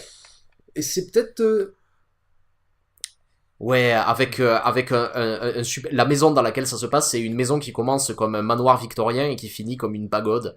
C'est très improbable et magnifique. Mais écoute, moi, Mademoiselle, il a failli rentrer dans mon top 10, juste à la place de Dernier Train, je crois, pour Busan, mon numéro 10. Alors, je vais te dire un truc, tu peux mettre plusieurs films coréens dans un top. Il y en a 3, il y en a 3 dans le mien, personnellement. On n'est pas encore sous le régime de Filio, tu peux te permettre ce genre d'excès sans problème. Je peux parler de films immigrés, c'est ça? Très bien. Et du coup, sans transition, justement, je vais parler de mon numéro 6. Et pour moi, c'est pour le coup un immigré qui est venu en France faire ce film. C'est Elle de Paul Verhoeven. Alors, on en a beaucoup parlé dans l'épisode 10-6 de fin de séance. Vraiment la maestria de Verhoeven pour servir ce film provocateur qu'on sait pas trop classer, on sait même pas comment agir quand on est dans sa salle de ciné, si parfois on doit rire, si on doit être choqué de ces scènes-là. Mais c'est vraiment servi d'ailleurs par une Isabelle Huppert au top de sa forme, Laurent Lafitte et Virginie Efira également excellente. J'ai pas trop envie de trop divulguer pour le coup le synopsis parce que c'est mine de rien bon ça a rapport avec le viol, donc déjà tu vois en termes de provocation on y est, mais la façon de traiter ce sujet est vraiment assez surprenante, et donc clairement il a sa place pour moi dans ce top 10. C'est juste il y a Yann qui m'a fait remarquer une chose que j'avais pas réalisé alors que c'est assez évident, mais ouais, en fait, Elle, c'est le digne successeur des films de Claude Chabrol. Ouais, un peu, ouais. Et il y a quelque chose qui me plaît beaucoup dans ça, dans comment démonter la bourgeoisie française, en fait. Ouais.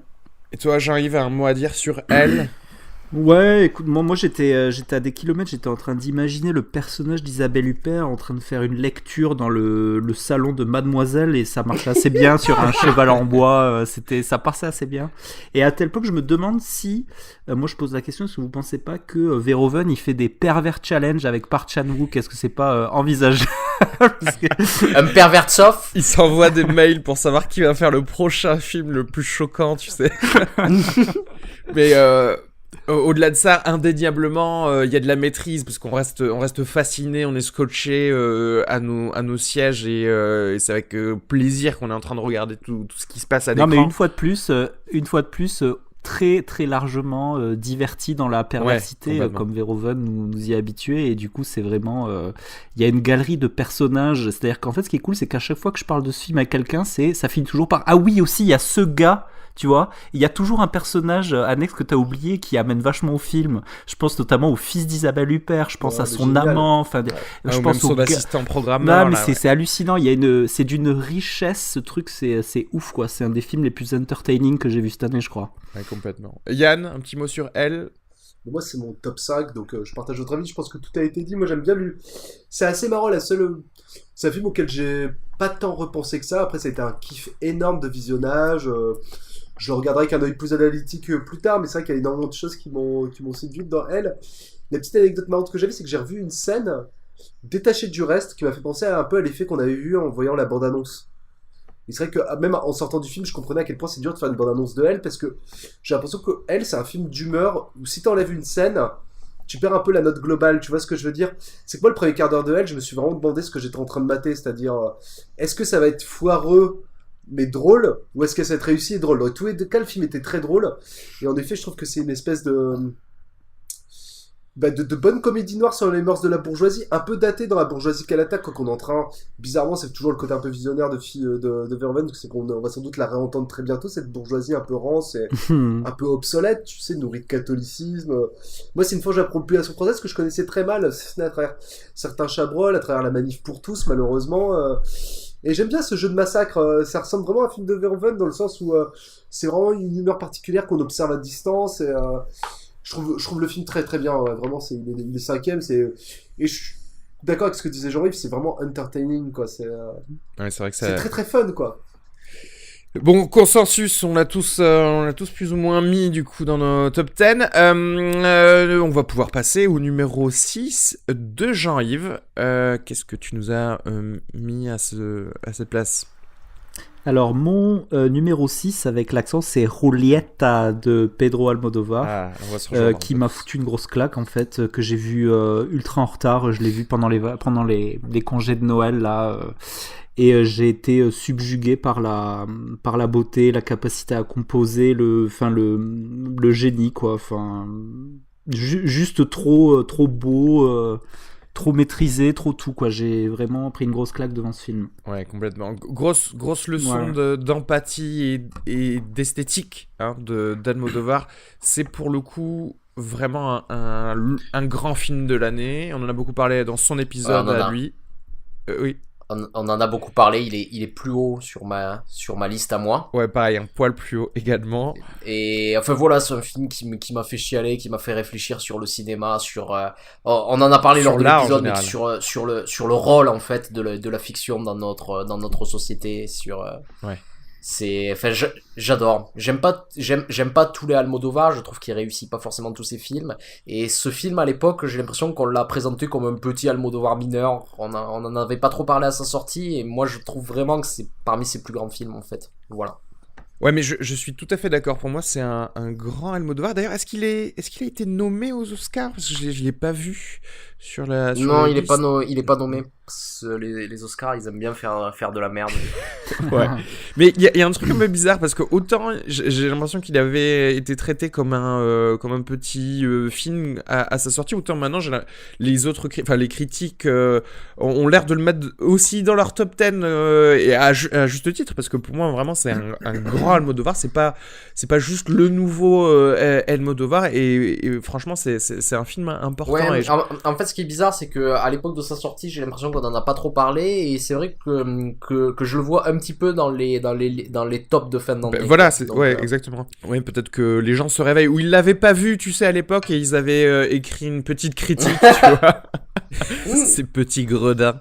Et puis est-ce qu'on peut noter aussi le réalisateur qui est le meilleur dans l'art de placer des tableaux dans un arrière-plan, dans un décor. C'est assez hallucinant, chaque plan, mais c'est tu te régales, quoi. Tu te balades, tu vas voir des trucs. On avait l'impression de scène musée. Moi, j'étais vraiment et à chaque fois c'est pas gratuit, il y a une vraie émotion qui sort de l'image, quoi, des couleurs Clairement, ne dédaignez pas ce film. Voilà, il est sorti lui aussi en Blu-ray, donc vraiment prenez-le, regardez-le, vous allez vous régaler. Et puis les deux actrices sont vraiment très très fortes.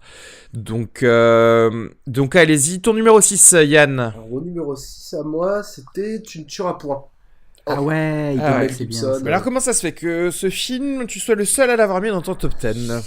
Moi, pour plusieurs choses, c'est Mel Gibson, j'ai pas revu Braveheart depuis très longtemps, mais c'est un réalisateur que j'aime vraiment beaucoup. Je trouve que des acteurs qui font une carrière de réalisateur, si on exclut Clint Eastwood, je trouve que, et c'est Tu ne tueras point de conforter là-dedans, il y a une vraie constance en fait dans les thématiques, dans la manière de les incarner, et surtout qualitativement, je trouve que c'est un réalisateur beaucoup plus constant qu'à Ben Affleck, dont j'ai l'impression que la carrière ressemble à une dégringolade en termes de réalisation. Mel Gibson, moi j'admets l'idée que voilà, en effet c'est un réalisateur chrétien, ou du moins qui travaille par un imaginaire chrétien. Et il y a différentes choses qui m'intéressent dans Tu tueras point. Moi je trouve que c'est un très beau film sur la destinée, et c'est très important au cinéma, d'un mec qui regarde le monde à travers uniquement le prisme de la religion, étant donné son éducation, et qui trouve dans la guerre finalement une situation où son œil religieux s'exerce, c'est-à-dire à la fois avec la première partie de la guerre, qui est cette vision de la guerre que j'ai jamais vue comme telle, qui est un tableau de Jérôme Bosch, quoi, avec des Japonais en rôle de démons, et la deuxième partie qui est le sacrifice et la destinée christique, une fois que la bataille est passée, quand il descend tous ses camarades. D'ailleurs, moi, ce que j'aime aussi chez Mel Gibson, et peut-être qu'on peut lui... En effet, je peux comprendre qu'on le retienne à charge, mais il il y a ce côté où il y va franco dans cette imagerie, en tout cas. Il la fait pas passer en contrebande, c'est vraiment son point de vue, c'est là où il ressemble à son héros, ne serait-ce que dans le parcours aussi, que la figure paternelle qui évoque vraiment la schizophrénie propre à Mel Gibson, c'est-à-dire que c'est quelqu'un dont la volonté de devenir acteur s'est opposée très fermement au fondamentalisme de son père religieux, et pour qui aller à Hollywood était un peu comme aller au front, c'est-à-dire qu'il allait laisser sa peau, son âme. Donc déjà dans cette partie-là, et puis je trouve que le film est bourré de trouvailles, c'est-à-dire que, par exemple, moi dans la première partie, je vais pas dire que j'ai une partie préférée à l'autre, mais la première partie, moi je trouve ça assez beau, cette manière, notamment dans les scènes de séduction avec cette fille, où il est vraiment, je pense que le film adopte très bien le point de vue candide de Andrew Garfield, qui livre une composition un peu sur le fil du rasoir. C'est-à-dire, quand le film débute, on peut penser à Simple Jack, hein. Mais par exemple, le fait qu'il y ait plein de petits couacs dans cette vision qu'il a héritée de la religion, où tout est organisé et tout doit avoir un ordre. Par exemple, quand il drague sa copine et qu'une voiture manque de le renverser, que le monde à chaque fois, à mesure qu'on s'approche du front et de la guerre dans le déroulement du film, il y a de plus en plus d'imperfections jusqu'à un tableau franchement apocalyptique. Donc voilà, c'est pas un film que je qualifierais vraiment de chef-d'œuvre impérissable. Je trouve des petits griefs, mais à nouveau c'est une manière aussi, c'est vraiment ma fidélité à Mel Gibson, c'est-à-dire que je retrouve la force d'évocation qu'il y avait dans Apocalypto, exprimée de manière très différente, mais voilà, c'est un film de son auteur, et comme c'est un auteur que j'aime vraiment beaucoup. Voilà, moi je trouve que le film a offert des images que j'avais jamais vues, quoi. La pluie de sang, je pense qu'en effet c'est du pur Mel Gibson, l'arrivée au front, les stigmates pendant ce sauvetage, c'est le pendant chrétien pour moi de Mémoire de nos pères. Sauf qu'il ne s'agit pas, bien entendu, contrairement au Eastwood, d'aller démonter un exercice de propagande, mais juste de voir comment un point de vue religieux peut s'accommoder du monde. Et moi, c'est une question qui me touche énormément au cinéma, et je pense que c'est ce qui fait que j'ai vraiment beaucoup aimé le film, quoi. C'est à quel moment, et en même temps, en tant que réalisateur, c'est intéressant, à quel moment le point de vue de ton personnage, s'il est spécifique, tu le confrontes au monde extérieur, ou comment tu fais du monde extérieur, justement, le prolongement de son point de vue. Et j'ai trouvé le film assez fabuleux sous plein d'aspects, quoi.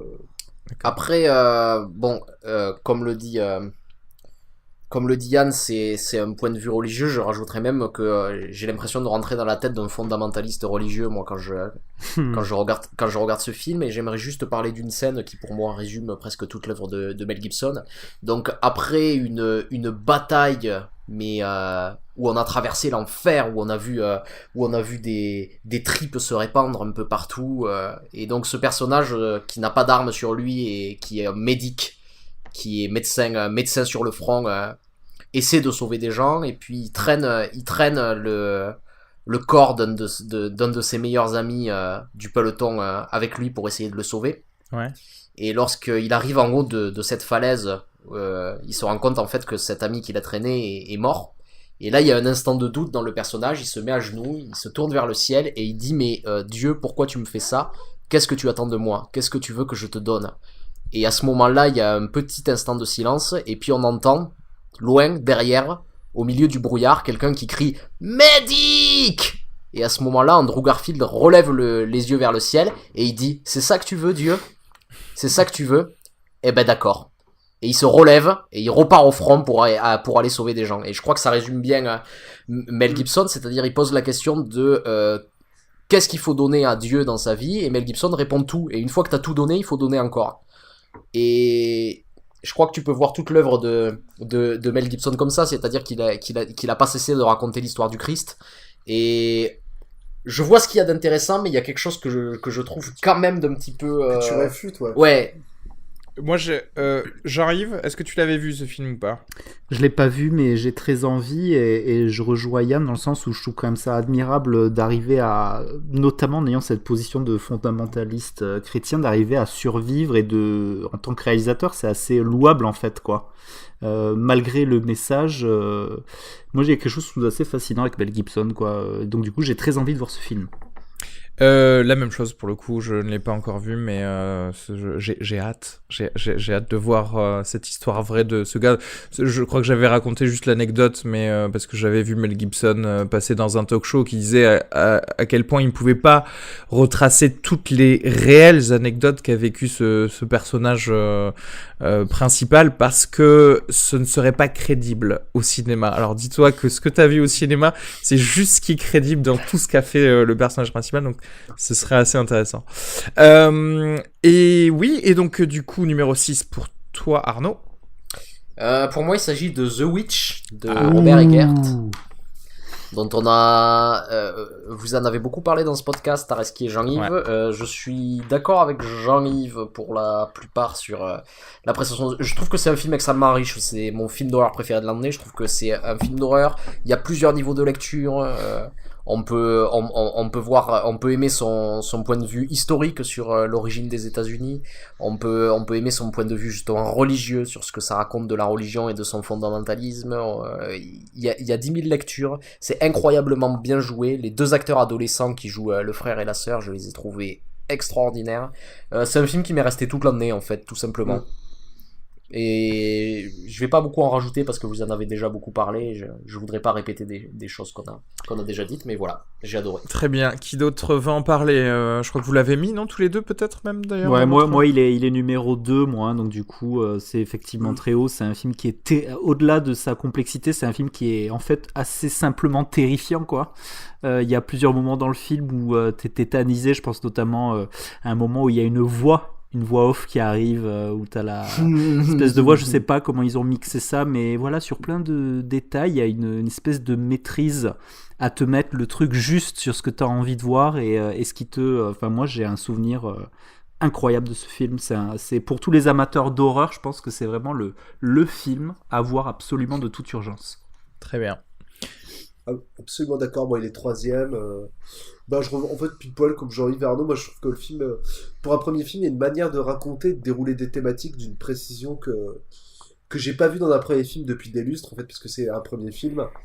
Et il m'a autant comblé d'un point de vue à nouveau thématique, dans les questions qui soulèvent aussi bien historiques comme Arnaud, que sur la religion et la manière dont il les fait avancer durant le film, quoi. Pour moi, c'est le petit frère de The Strangers. Les deux films, ils commencent et se terminent sur des manières complètement dissymétriques, parce que dans The Witch, tu vois la sorcière tout de suite. Et pourtant, à mesure que le récit avance, quand tu suis cette famille, tu peux pas t'empêcher de te poser la question de comment naît l'extrémisme religieux. C'est-à-dire que quand le monde t'envoie pas justement beaucoup de signaux, quand t'es dans la misère, justement, tu peux avoir tendance à justement avoir besoin d'un éclairage divin pour comprendre ton sort et ta condition humaine. Et au-delà de ça, à mesure que le film vire vers l'ésotérisme, j'ai trouvé ça d'une maîtrise carrément affolante pour un premier film, puis surtout cette ambiance. Enfin, ça rejoint vraiment ce que vous dites tous les deux, c'est-à-dire que j'ai été nourri intellectuellement en tant que spectateur de film d'horreur, j'en ai eu pour mon argent, en tant qu'amateur de drame. Je trouve que 1h40 quand même assez fabuleuse dans ce film. Moi, c'est un énorme coup de cœur. Ok. Écoutez, moi j'en avais déjà parlé, j'ai bien aimé ce film, clairement, mais je n'arrive pour l'instant pas à lâcher ma croyance qu'il y avait un encore meilleur film à faire en fait avec ça, et du coup ça me frustre un peu, donc voilà, c'est probablement ce qui fait que je ne le mets pas dans mon top 10, mais clairement oui, c'est-à-dire que si on me dit fais-moi une mini liste des films d'horreur à voir de cette année, il est dedans, clairement. On va passer au numéro 5, et là ça va être rapide parce que du coup, pour moi, le numéro 5, c'est Giulietta. Donc voilà, on vient d'en parler. Jean-Yves, à toi, ton numéro 5. Alors pareil, moi mon numéro 5, c'est Les 8 salopards, donc pour tout ce qu'on a déjà dit, pur moment d'entertainment, à voir si vous aimez Tarantino, évidemment. Ok. Yann. Alors mon numéro 5, c'est une comédie française. C'est une dramédie, je dirais, c'est Demain tout commence. N'importe quoi. Non, parce que je l'ai vu ce film, c'est pas possible qu'il soit sur un top 10, bref. Donc mon 5ème, c'était Elle, en fait. Ah putain, tu m'as trouvé peur, parce qu'en fait je me suis dit, mais le mec il a changé ses trucs ou quoi, je comprends. Ah ouais, l'enculé fan de Marcy. Là, ça va aller très vite pour moi aussi. Mon numéro 5, c'est Le Dernier Train pour Busan. Okay. Parce que c'est formidable. Voilà. Très bien. Donc, numéro 4. Et là aussi, voilà, moi, c'est là où je place mon Strangers. Parce que, voilà, en 4, je trouve que il le mérite. Et vraiment, ce film de possession démoniaque en Corée vaut tellement le coup. Mais là, j'avoue que pour les gens qui écoutent, là, si tu te fais une petite soirée en mode The Witch, The Stranger, t'en as pour ton argent. Ouais, alors là, tu commences par même Dernier Train pour Busan en mode popcorn, tu vois, pour te mettre dans le truc, et ensuite t'enchaînes avec les deux. Là, tu dors pas, je pense. Là, tu te régales. Ouais. Petite psychothérapie le lundi suivant, mais... et du coup, Jean-Yves, ton numéro 4. Pardon, qui a parlé? Pardon, Arnaud. C'est toi. C'était toi. Ah, c'est à moi, c'est ça? Non, tu viens de... Donc Jean-Yves, pour ton numéro 4, pardon. Alors moi, mon numéro 4, c'est The Neon Demon, qui a déjà été précisé. Je voudrais juste dire un truc, c'est que ce qui, je pense, pour rebondir sur le côté espiègle dont parlait Yann, c'est qu'en fait, moi je pense que si c'est parce que ça marche en fait pour un truc, c'est un peu comme, je pense à Bret Easton Ellis, je pense à des gars comme... Enfin voilà, en fait, ce qu'il y a, c'est que ça, c'était Arnaud, ça m'avait mis la puce à l'oreille, parce qu'Arnaud m'avait dit que, tu sais, quand il fait une dédicace à sa femme à la fin, qui est mannequin, là, et que c'est sincère. Tu te rappelles de ça? Et en fait, je pense que ce qui fait que ça marche, c'est que il y a une part de mystère autour du fait que je pense que Refn, il est en fait très amoureux de ce monde-là aussi, quoi. C'est-à-dire que il a gravité dans le monde de la mode, dans le monde de la pub, et c'est cet amour-là et cette espèce de non-dit sur est-ce que c'est sincère ou pas qui fait que ça marche dans ce côté drôle, espiègle et complètement délirant dans sa façon de capter les images. Donc voilà, juste ce que je voulais rajouter sur The Neon Demon. Cela dit, je crois que tu disais que c'était... Enfin, tu parlais d'espièglerie plutôt pour Mademoiselle, non? Je sais plus si tu... Oui, c'était ce qui m'avait manqué dans le Refn. Ah, d'accord, ok, d'accord. Donc j'avais... Je pense que du cinéaste par rapport à ce sujet, de manière d'impliquer le spectateur, parce que disait Arnaud, de manière très ludique, quoi. Ouais. Et mais sinon, oui, bah écoute, The Neon Demon, ceci dit, tu vois, autant je pense que c'est ce qu'il lui faut d'être amoureux de ce monde-là, et effectivement j'y crois, parce que je pense qu'il fait ses pubs pour, tu sais, Dior ou je sais pas quoi, parce que il aime aussi ça. Autant ça le sert pour faire un très beau film, autant peut-être ça le dessert dans ma vision du truc, tu vois ce que je veux dire, dans le sens où j'arrive pas à le placer correctement, donc je me dis putain, il est pas assez cynique à mon goût, ou alors il est pas, tu vois, et c'est ce qui va me gêner aussi dans The Neon Demon, même si encore une fois il est dans mes mentions spéciales. Numéro 4, Yann. Mon numéro 4 en fait c'était Mademoiselle. Yes, très bien. Est-ce qu'on en a parlé, Mademoiselle, déjà ou... On en a parlé. Ouais, bah très bien. Ah, vachement, hein. Bah très bien, oui. Donc voilà. À regarder, les gars. Petit truc intéressant, je voudrais préciser, c'est que j'ai regardé, parce que je suis très attaché à la traduction des titres, et je me suis rendu compte qu'en fait, Mademoiselle, c'est apparemment la traduction littérale du titre coréen. Littéralement Mademoiselle. Et en fait, ce qui est assez drôle, c'est que aux États-Unis, ils ont une manière assez française de traduire le titre, puisque le titre américain est The Handmaiden, qui veut dire littéralement la servante. Et du coup, qui ne fait pas référence au même personnage. Ouais, c'est ça. Et du coup, ce qui est marrant, c'est que c'est assez intéressant de voir pour les films d'une certaine provenance, il y a des traductions littérales, et pour d'autres, il y a une espèce de pré-mâchage pour les gens, qui connaissent un pseudo anglais. Donc c'est assez marrant, quoi. Très bien. Numéro 4, monsieur de Casa. Ouais, moi c'est elle de Paul Verhoeven. D'accord. C'est là qu'on voit qu'on rentre dans la même soupe là, à un ou deux crans près. Ouais. Et on arrive au numéro 3. Et mon numéro 3, et je sais que je suis le seul à l'avoir mis. Oh là là, il est tellement content, je le vois. Je sens ce qui arrive. Je savais ce qui se passe, c'est Rogue One, Star Wars. Oh là là. Qu'est-ce que je me suis régalé. Je l'ai pas encore vu, je vais vous laisser vous étriper. Je sais pas, de toute façon, ils l'ont pas mis, donc ils n'ont absolument que c'est la seule raison pour laquelle il a pas posté son top 10 avant, parce qu'il se régalait d'avance de ce moment. Mais je l'attendais celui-là, tu sais. Mais écoutez, moi c'est le film Star Wars que j'attendais depuis la menace fantôme, tu vois. Ouais. Non mais c'est vrai. Moi je l'attends toujours. Ouais. Et oui, alors que moi je l'ai eu, tu vois. Quelle belle chance, tu vois. Que vous dire, c'est divertissant, c'est beau, c'est poignant, c'est il y a de l'action, des gens que j'adore, enfin, c'est une tranche de vie, hein, c'est une comédie de mœurs dans l'univers de Star Wars. Non mais voilà, c'est pour moi c'est de l'or pour les braves, c'est des douces salopards avec des blasters, et ça j'aime bien en fait. J'espère que Walt Disney il t'a donné un gros chèque pour. Écoute, ils m'ont donné plein de figurines Star Wars qui gisent sur mes étagères. Mais non, mais clairement voilà, probablement que parce que je me dis non mais après il y a vraiment que vous, hein, ou que toi qui n'aime pas, parce que du coup j'essaie de voir autour, et d'autres personnes aiment, et d'autres critiques aiment, et du coup je sais pas. Beaucoup d'Allemands aimaient Adolf Hitler, tu sais. Écoute, petit point Godwin, il a c'est gratuit, changé c'est pour toi, le monde, ok.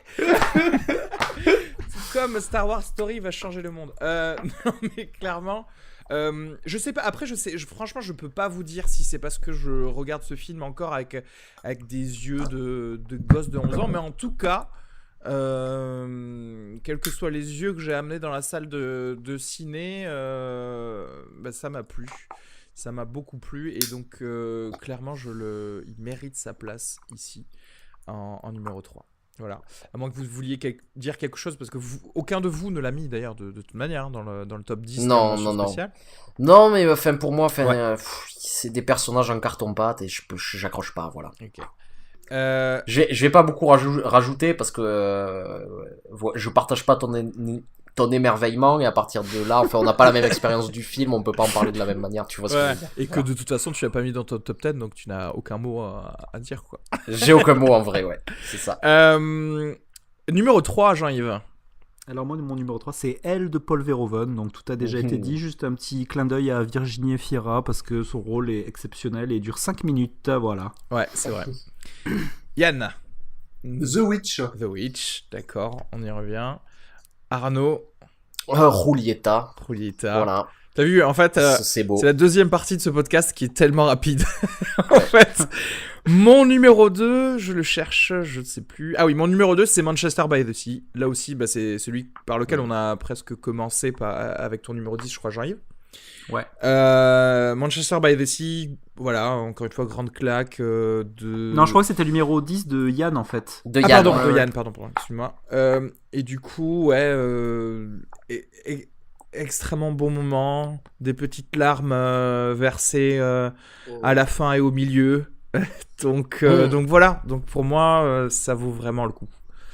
Franchement, d'ailleurs, j'étais pas si sûr, je m'attendais pas à ce qu'il soit si bien, en fait. Je me suis dit qu'il serait vraiment intéressant à regarder, étant donné que tu t'en avais parlé. Mais voilà, j'étais surpris de la qualité générale de ce film. Numéro 2, Jean-Yves. Mon numéro 2, c'est The Witch. Ok. Donc voilà, tout ce qui a été dit, exceptionnel. Genre, très bien, dès qu'on arrive dans le top 5, de toute façon, tous les mots, c'est exceptionnel. Absolument. C'est exceptionnel. Ça. Yann, number 2.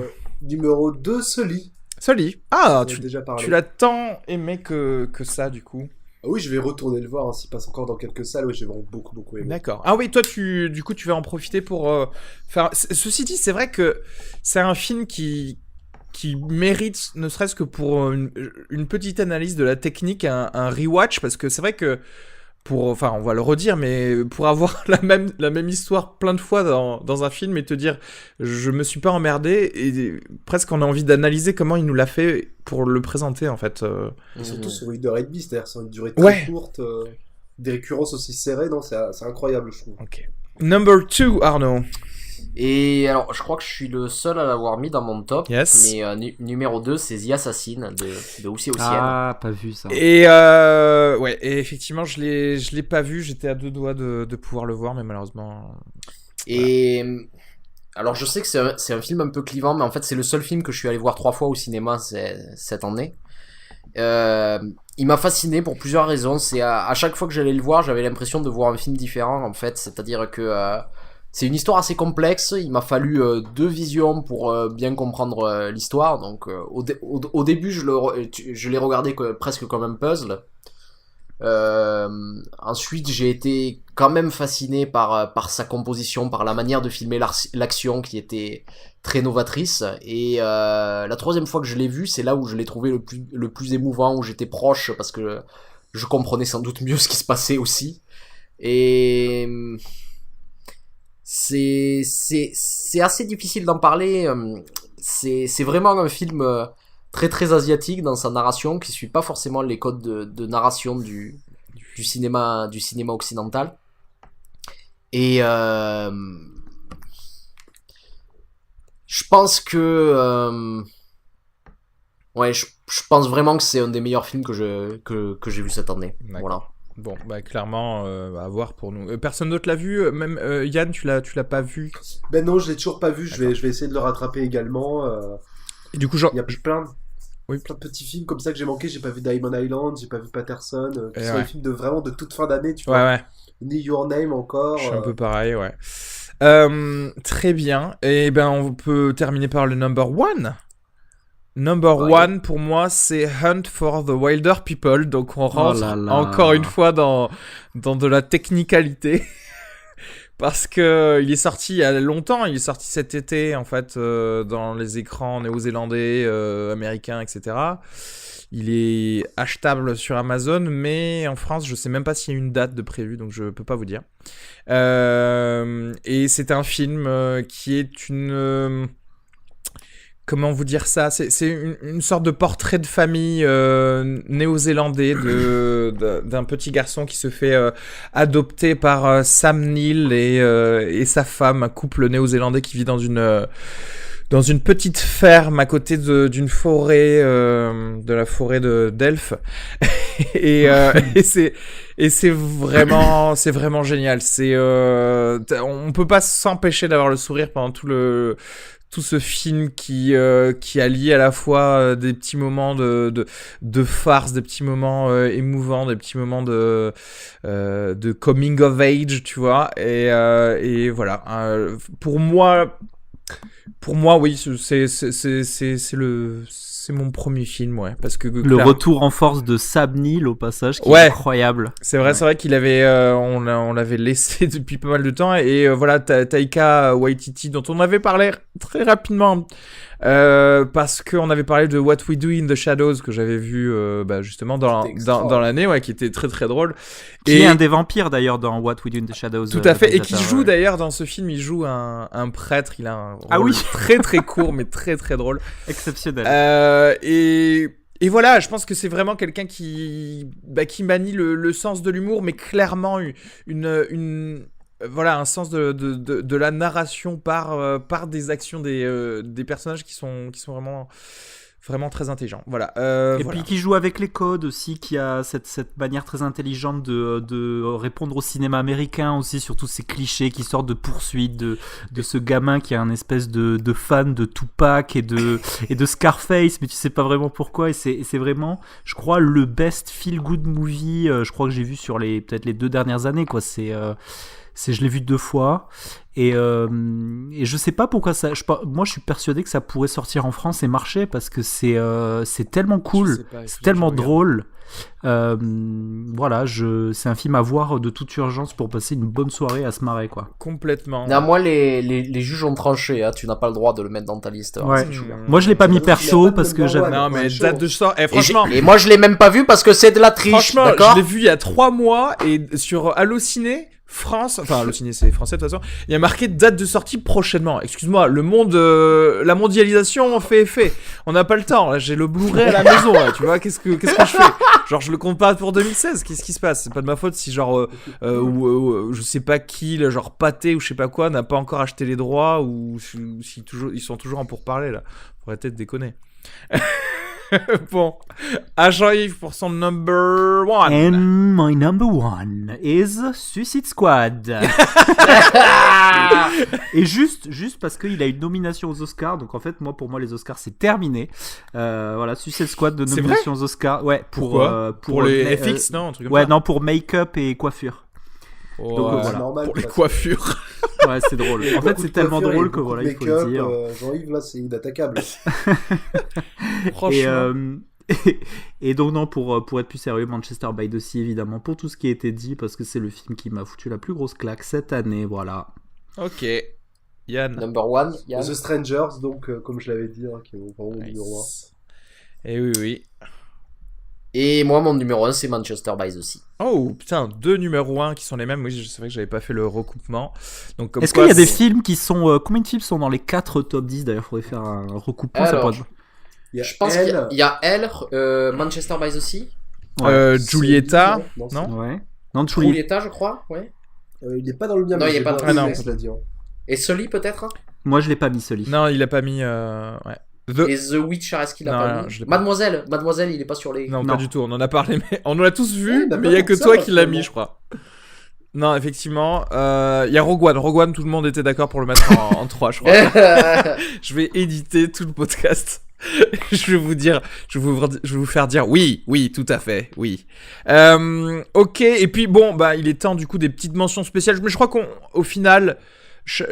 toutes les mentions spéciales de chacun faisaient partie des top 10 de l'autre. Pour moi, c'est effectivement The Nice Guys. Sully du coup. Et je voulais juste parler de Don't Breathe, qui est La Maison des Ténèbres, qui est sorti donc cette année. Qui est un petit film de home invasion / horreur qui est très provocateur et je m'attendais pas à ce qu'il soit qu'il soit comme ça. Petite lecture aussi du monde où on a la même vision un petit peu que pour Comancheria avec tu sais c'est pas pour rien que ce film est situé à Détroit, qu'on voit énormément de maisons abandonnées, qu'on voit ces petits jeunes assez intelligents mais n'avoir que comme seule ressource financière d'aller braquer des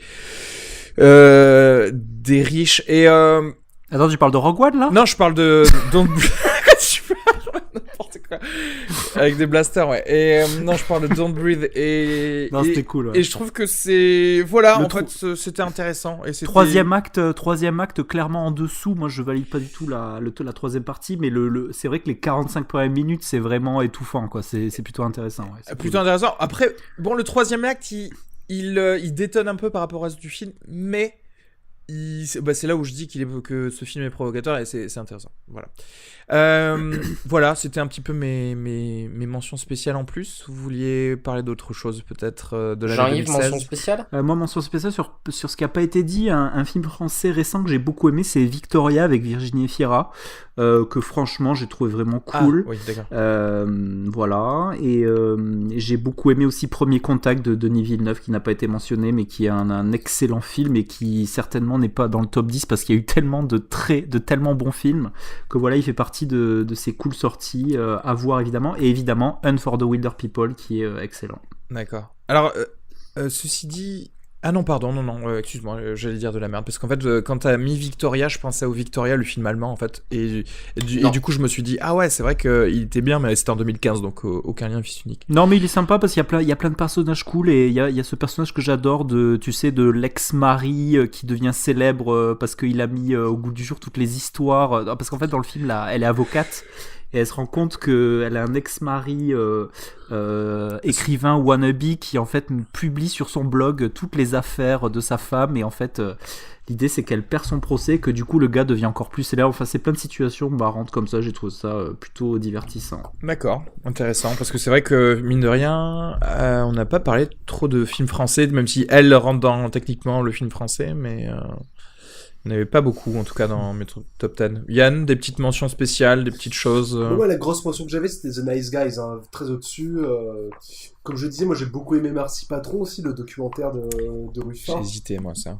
Ouais, c'est pas mal, ça aussi. Et c'est à peu près... ce qui me reviendrait, c'est à peu près les films que j'ai vraiment envie de mentionner, quoi. Ok. Il y a d'autres films que j'ai bien aimés, mais pas au point de... Ouais, de les faire rentrer. Next à mon top 10, je dois dire. Ok. Et Arnaud? J'ai compris Maloute, hein.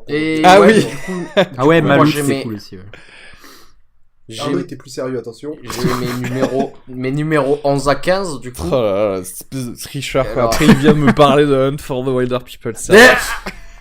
Alors, numéro 11, j'avais mis Fuoco Amare de Gianfranco Rosi, dont on a déjà parlé. Numéro 12, Les 8 salopards de Quentin Tarantino, dont on a déjà parlé. Numéro 13, Rester vertical d'Alain Guiraudy, dont on a parlé dans ce podcast, donc référez-vous à ça. Numéro 14, Juste la fin du monde de Xavier Dolan. Ah oui. Qui est un film, on en a parlé aussi. Ouais. Il y a beaucoup de défauts, mais malgré tout, il y a quelque chose qui me reste de ce film. C'est un peu l'effet Neon Demon pour moi. C'est vrai que j'ai des images et on verra en 2019 si je vais dire ça. Et numéro 15, un film dont on n'a pas parlé ni dans le podcast ni nulle part, c'est Sierra Nevada de Cristi Puiu, donc un film roumain qui raconte l'histoire d'un repas lors d'une veillée funèbre. Et ce repas va être sans cesse repoussé et interrompu pour diverses raisons. Et à travers ça, c'est le portrait d'une famille roumaine. C'est extrêmement drôle, extrêmement bien foutu. Et je le conseille. D'accord. Eh ben écoutez, je crois qu'on a fait le tour. Après, mention spéciale pour Red Dingue avec Danny Boone quand même. Il faut aller le voir, il faut l'aider le pauvre. Hein, il est dans le mal. Écoutez, merci beaucoup. C'était un gros boulot, mais vous y êtes arrivé. C'était chaud quand même d'avoir un top 10 et de parler de tout. Mais on y est arrivé. N'hésitez pas à nous poster votre top 10 de l'année 2016 juste en dessous sur Facebook, pourquoi pas, ça nous permettra d'avoir des petites idées et parfois on passe à côté de certains films, donc ça peut être cool. Et suivez-nous sur Facebook, iTunes, SoundCloud, dans la rue et tout ça. Donc voilà. Merci à tous les gars. Merci. Merci Areski. Alright, see ya. Ciao.